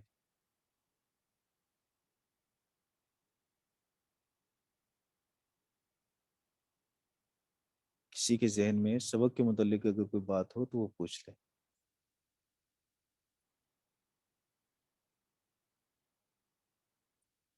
کوئی بات بھی نہیں آئی جی. ابھی کوائبہ اترابہ پر تو حضرت نے بڑی تحقیق فرمائی تھی ڈاکٹر جمیل صاحب نے گروپ میں. استاد جی آپ 3 رکوع پڑھ کر تھک گئے ہیں تو ذہن آپ کام نہیں کر رہا. اوہو یہ بڑی جلدی تھک جاتے ہیں. استاد جی یہ انہیں بادام پہاڑ کھانے چاہیے. بھی تسبیح، ہاں میں سوال کر سکتا ہوں جی؟ جی جی جی جی. کریے. یہ پہاڑ بھی تسبیح کرتے تھے، تو ادھر یہ تفسیر میں لکھا ہے کہ یہ آواز باز گشت کی تھی. نہیں وہ جس نے لکھا ٹھیک نہیں لکھا. باز گشت کی آواز تو آپ بھی جائیں گے تو کریں گے تو پھر وہ وہ تو ہمیں بھی آئی ہے. وہ کمال کون سا ہوا؟ نبی کا کمال، نبی کا معجزہ وہی ہے جو عادت کے خلاف ہو، خارق عادت ہو. جو باز گشت والی بات جس نے بھی لکھی وہ ٹھیک نہیں لکھی. اچھا صحیح، یہ جزاکم تو اللہ آپ بھی خیر اپنے کثیر. کمرے میں بولیں گے نا تو آواز ٹکرا کے دیواروں سے پھر آپ کو سنائی دے گی. اچھا ایسے ہوگا یا نہیں ہوگا صحیح. جی؟ جی جی تو پھر اس میں حضرت داؤد اللہ کے نبی کا کمال کیا ہوا، یا ان کو بطور انعام کے اللہ نے جو بیان کیا تو وہ انعام کیسے ہوگا ان پر؟ اصل میں بعض منکرین ہوتے ہیں نا، وہ معجزات کے انکار کرتے ہیں کہ خلاف عادت ہے، خلاف عقل ہے ہمارے. تو ہر چیز عقل پہ نہیں پرکھی جاتی. جی جی شریعت کے مطابق عقل کو کرنا ہے، عقل کو شریعت کے مطابق نہیں کرنا. شریعت کو ہم نے اپنی عقل کے تابع نہیں کرنا. صحیح ہے انشاء جزاک اللہ. جی اور کوئی؟ چلیں ٹھیک ہے جی. ٹائم میرے خیال کافی ہو گیا نا، 1.5 گھنٹہ ہو گیا. جی استاد جی. استاد جی اللہ. جی جی یہ جو آپ نے کہا تھا کہ عملیات کے ذریعے جنات کی تسخیر کر سکتے ہیں، جی. تو استاد جی اس میں آج کل جو ہے یہ میں نے جو اس کو دیکھے ہیں عامل حضرات کو، وہ تو پھر مکمل تسخیر نہیں کر سکتے. اکثر جو جن ان کو بتائے ٹھیک ہے، جو نہ بتائے پھر نہیں بتا سکتے. تو پھر جن کیا تو ہوا؟ جھوٹ ہی بتاتے ہیں. اکثر استاد جی ایسا ہوا تھا کہ میرا ہار چوری ہو گیا تھا نا، تو میں نے عامل حضرات کو کہا تو اس نے کہا کہ اس میں مجھے میرے جن کو تیسرا حصہ دو گے تو پھر وہ ہار مل جائے گا. تو وہ میں نے کہا تو یہ اللہ کی رضا کے لیے کیوں نہیں کرتے؟ تو اس نے مجھے جواب دیا کہ یہ جن میرے پاس جو جن ہے عامل ہے یہ اللہ کی رضا کے لیے کام نہیں کرتا. اصل میں ایک تو چوریاں اس چیز سے ملتی نہیں ہیں. اگر چوریاں یوں ملنے لگ جائیں تو پھر تو کیا ہی بات ہے، پھر تو سارے چور پکڑے جائیں. تو یہ ضنی علم ہے. بعض اعمال لکھے ہیں حضرت شاہ ولی اللہ رحمہ اللہ تعالی نے بھی قول الجمیل میں لکھے ہیں چور پکڑنے کے، لیکن ساتھ یہ بھی لکھا کہ یہ ضنی اعمال ہیں، دلیل قطعی نہیں ہے، اس کی بنیاد پہ ہم کسی کو چور نہیں قرار دے سکتے. دوسری بات یہ ہے کہ سب اعمال اللہ کی رضا کے لیے ہوتے ہیں. یہیں آ کے آپ کو یاد آتا ہے آپ جو جاب کر رہے ہیں اللہ کی رضا کے لیے کیوں نہیں کرتے؟ آپ ڈاکٹر ہیں، آپ اللہ کی رضا کے لیے لوگوں کا علاج کیوں نہیں کرتے؟ تو فیس لینا جائز ہے، کوئی بھی ہو جس محکمے میں بھی ہو. تو ہر بندے کو یہ ترغیب نہیں دینی چاہیے کہ آپ اللہ کی رضا ہی کے لیے کریں. بچے اس کے بھی ہیں، محنت اس نے بھی کی ہے، وقت اس نے بھی دینا. بس یہ دیکھیں کہ بندہ صحیح ہے یہ غلط ہے، عمل صحیح ہے یہ غلط ہے، اس چیز کا امتیاز ضرور کریں. لیکن یہ نہیں ہے کہ یہاں آ کے اللہ کی رضا یاد آ جائے اور اپنے کام میں ہم فیس لینے لگ جائیں. جی لیکن استاد جی میرے ذہن میں ایک سوال آ رہا ہے، جس طرح یہ جن جو بنا رہے تھے بیت المقدس اور سلیمان علیہ السلام جن کے بارے میں کہا جاتا ہے وہ شیشے کا انہوں نے کمرہ بنوایا، اس میں جا کے بیٹھ گئے اور عصا کی ٹیک لگائی، پھر اس کو دیمک نے چاٹ لیا. تو ان کو बहुत सारी तफसीरों में यही लिखा है 1 साल तक या जो भी थे टाइम, पता नहीं चल सका जिनों को, वो गैब का इल्म नहीं जानते थे। और आज जो लोग जो है ना, जो बहुत सारे कहते हैं कि हमारे पास जिन है, तो वो तो फिर वो भी फिर लगव ही बताते होंगे ना। हकीकत जो यही है कि जिन्नात गैब का इल्म नहीं जानते, गैब का नहीं इल्म जानते, सिर्फ अल्लाह को है। तो बाकी उनके ये पास फिर जाना भी नहीं तखमीने और चाहिए। अंदाजे होते हैं, ये हदीस पाक में भी आप पढ़ लेंगे, पीछे तफसीर में भी गुजर चुका कि शयातीन अहकाम को सुनते थे ऊपर, वही के अहकाम को जब फरिश्ते आपस में मुज़ाकरात करते हैं कि अल्लाह ने ये हुक्म दिया, ये दिया, तो उसमें चोरी छुपे कुछ चीजें सुन के फिर वो अपने काहिनों को आके नीचे बतलाते हैं, फिर वो उसमें झूठ मिला के आगे लोगों को बतलाते हैं। यही सूरत जो आमिल हजरात चोरियां तलाश करते हैं या घर के अहवाल बतलाते हैं, तो उनमें भी यही सूरत होती है। वो दूसरे जिन्नात के जरिए से अहवाल पूछ के तो फिर उसको आगे अपने आमिल को बतलाते हैं, और फिर वो आमिल आगे क्या कहना चाहिए लोगों को बतलाते हैं, या वो एक मिसम रीजन क्या कहते हैं उस फन को, कि वो दूसरे के जी, जी। जहन के ख्यालात आपके जहन में बस, मुंतकिल होना शुरू हो जाते हैं। ये भी जी, एक जी, फन है। मिसमैरिजन करते हैं, बिल्कुल ये हो सकता है, वो तो उस्ताद जी वो ये जो तस्बीह निकालते हैं कि तस्बीह को घुमाते हैं कि जी। जिन वहां जाओ जहाँ इसके घर जाओ और मालूम करो इसके ऊपर क्या है, तो ये इल्म है। जो आप में से भाई जाना चाहे ना वो क्लास छोड़ के वो जा सकता है, सबको इजाजत है। तो जिन्होंने कोई बात करनी है वो बेशक रहें, ऐसे मजबूर ना हो।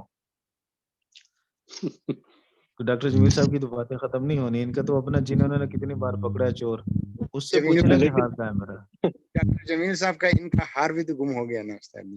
तो हार नहीं, हजरत इन्होंने जिन अपना पकड़ा तो था, उससे पूछते। हजरत इन्होंने उनको फीस नहीं ना दी थी, वो बार-बार भेज देते हैं, चोर मोक्कल भेज देते हैं, वो जी जी। इनकी चीजें बंद उस्ताद जी होती मोहक्कल हम्म। भेज देते हैं इन्होंने बार पूरे बार। पैसे नहीं दिए उसको। इन्होंने वो तो पूरे पुलिस के उस्ताद हवाले जी कर दिया था इसने। उस्ताद जी आमिल को 1000 रुपए दिए थे लेकिन फिर भी कुछ नहीं हुआ। चलो हार आपका कुछ कितने नहीं का हुआ, था? उस बेचारे का तो कुछ हो गया ना। हार हाँ कितनी उसका कीमत कुछ का हो था? गया, पता नहीं ये सोने का था अम्मी का था, तो वो गुम हो गया है। नहीं नहीं, उससे लेकिन कुछ उस्ताद भी नहीं मिलता, उससे कुछ भी नहीं मिलता, वो ऐसी बातें होती हैं बस। लेकिन उस्ताद मोहतरम वो शहाबे साकिब भी तो उनके ऊपर गिरते थे ना जिनों पर, अब तो नहीं जा सकते ऊपर खबरें लेने में। जी जी, अब नहीं जा सकते, नबी पाक सल्लल्लाहु अलैहि वसल्लम की बेअसत के बाद ये सिलसिला खत्म। खत्म हो गया।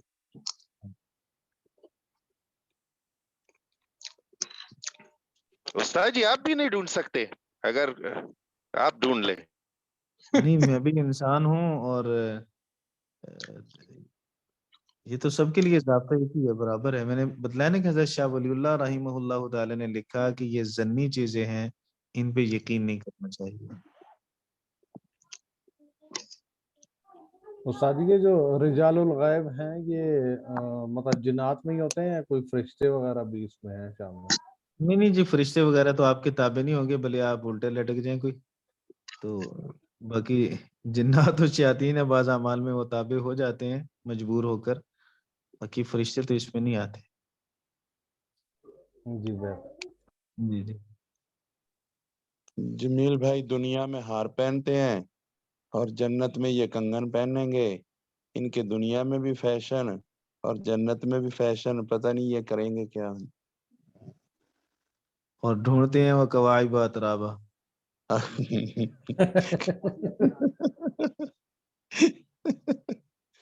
और दलाइल बहुत मजबूत देते हैं। जी बहुत मजबूत। कवाइब का टखने इंजीनियर से बना इंजीनियर साहब के इंजीनियर साहब के है, कवाइब टखने से बना है।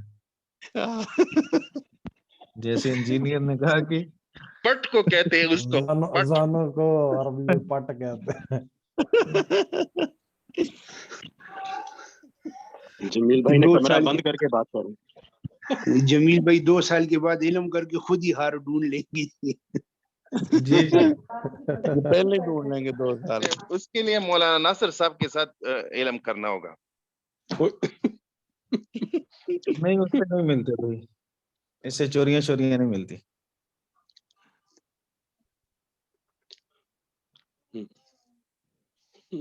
हजरत ये तो आपके ऊपर नजर रखी हुई है जमील भाई ने। नहीं, जमील भाई को हम कुछ सिखा देंगे थोड़ा बहुत, ताकि ये उधर अपना 1000 1000 रुपए इकट्ठे करते रहें, जो कुछ आधा हमें बेचते रहेंगे, आधा आप खा लेंगे। बिल्कुल उस्ताद जी, ऐसा कर लेंगे। अभी भी तो उस्ताद ऐसा जी। कर लेता हूँ। ये दूसरे आमलों को 1000 दे देता है, लेकिन अपने आमलों को कुछ नहीं देगा जी। ये इसकी सिफ्त है जमील भाई की। नहीं, ये तो दूसरों से वसूल करेगा ना जब खुद आमिल बन जाएगा। बड़ा सा बक्सा लेकर बैठे होंगे। नहरें जारी करते हुए।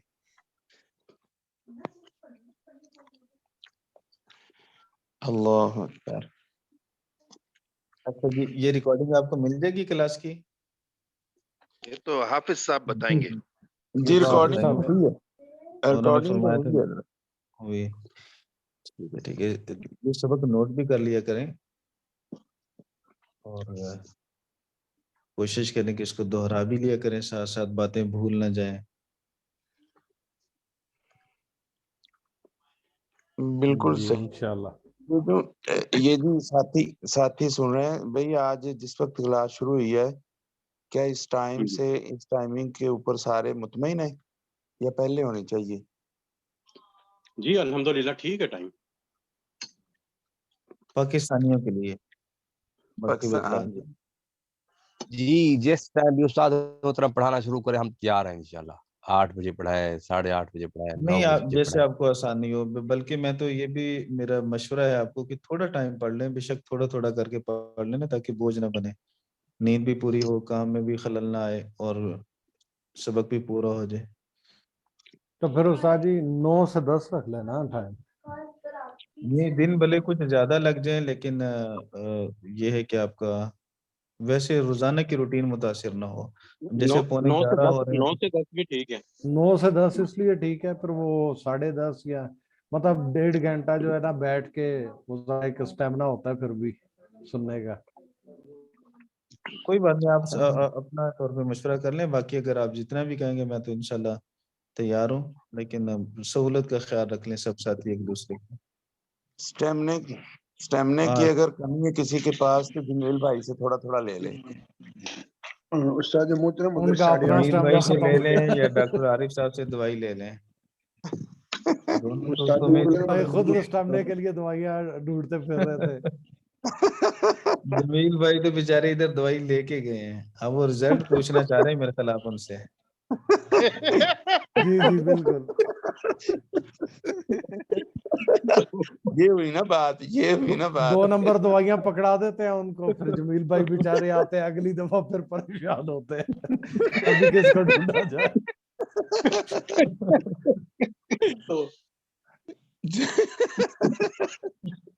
जमील भाई क्या याद आ गया एकदम से? साढ़े कतील याद आ गया। रायगढ़ के बाजारों में जमील भाई ख्वार हो गए। वो मुफ्ती साहब के घर के सामने मिलता है। इसीलिए तो मुफ्ती साहब फिट हैं। आते जाते देखते रहते हैं, उनकी बातें सुनते रहते हैं ना, तो मुफ्ती साहब फिट हैं फिर। जी जी जी। आरिफ भाई जी ये टाइम जो है 8:30 से 10 तक ये मुनासिब रहेगा कि नहीं?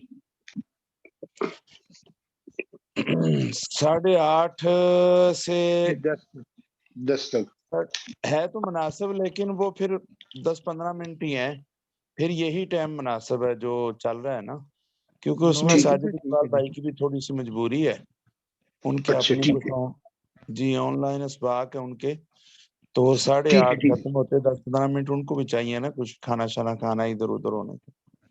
ठीक है इंशाल्लाह ताला, बिल्कुल जी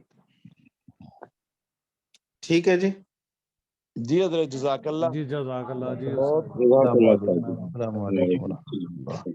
वालेकुम अस्सलाम व रहमतुल्लाह। वालेकुम अस्सलाम व रहमतुल्लाहि व बरकातहू।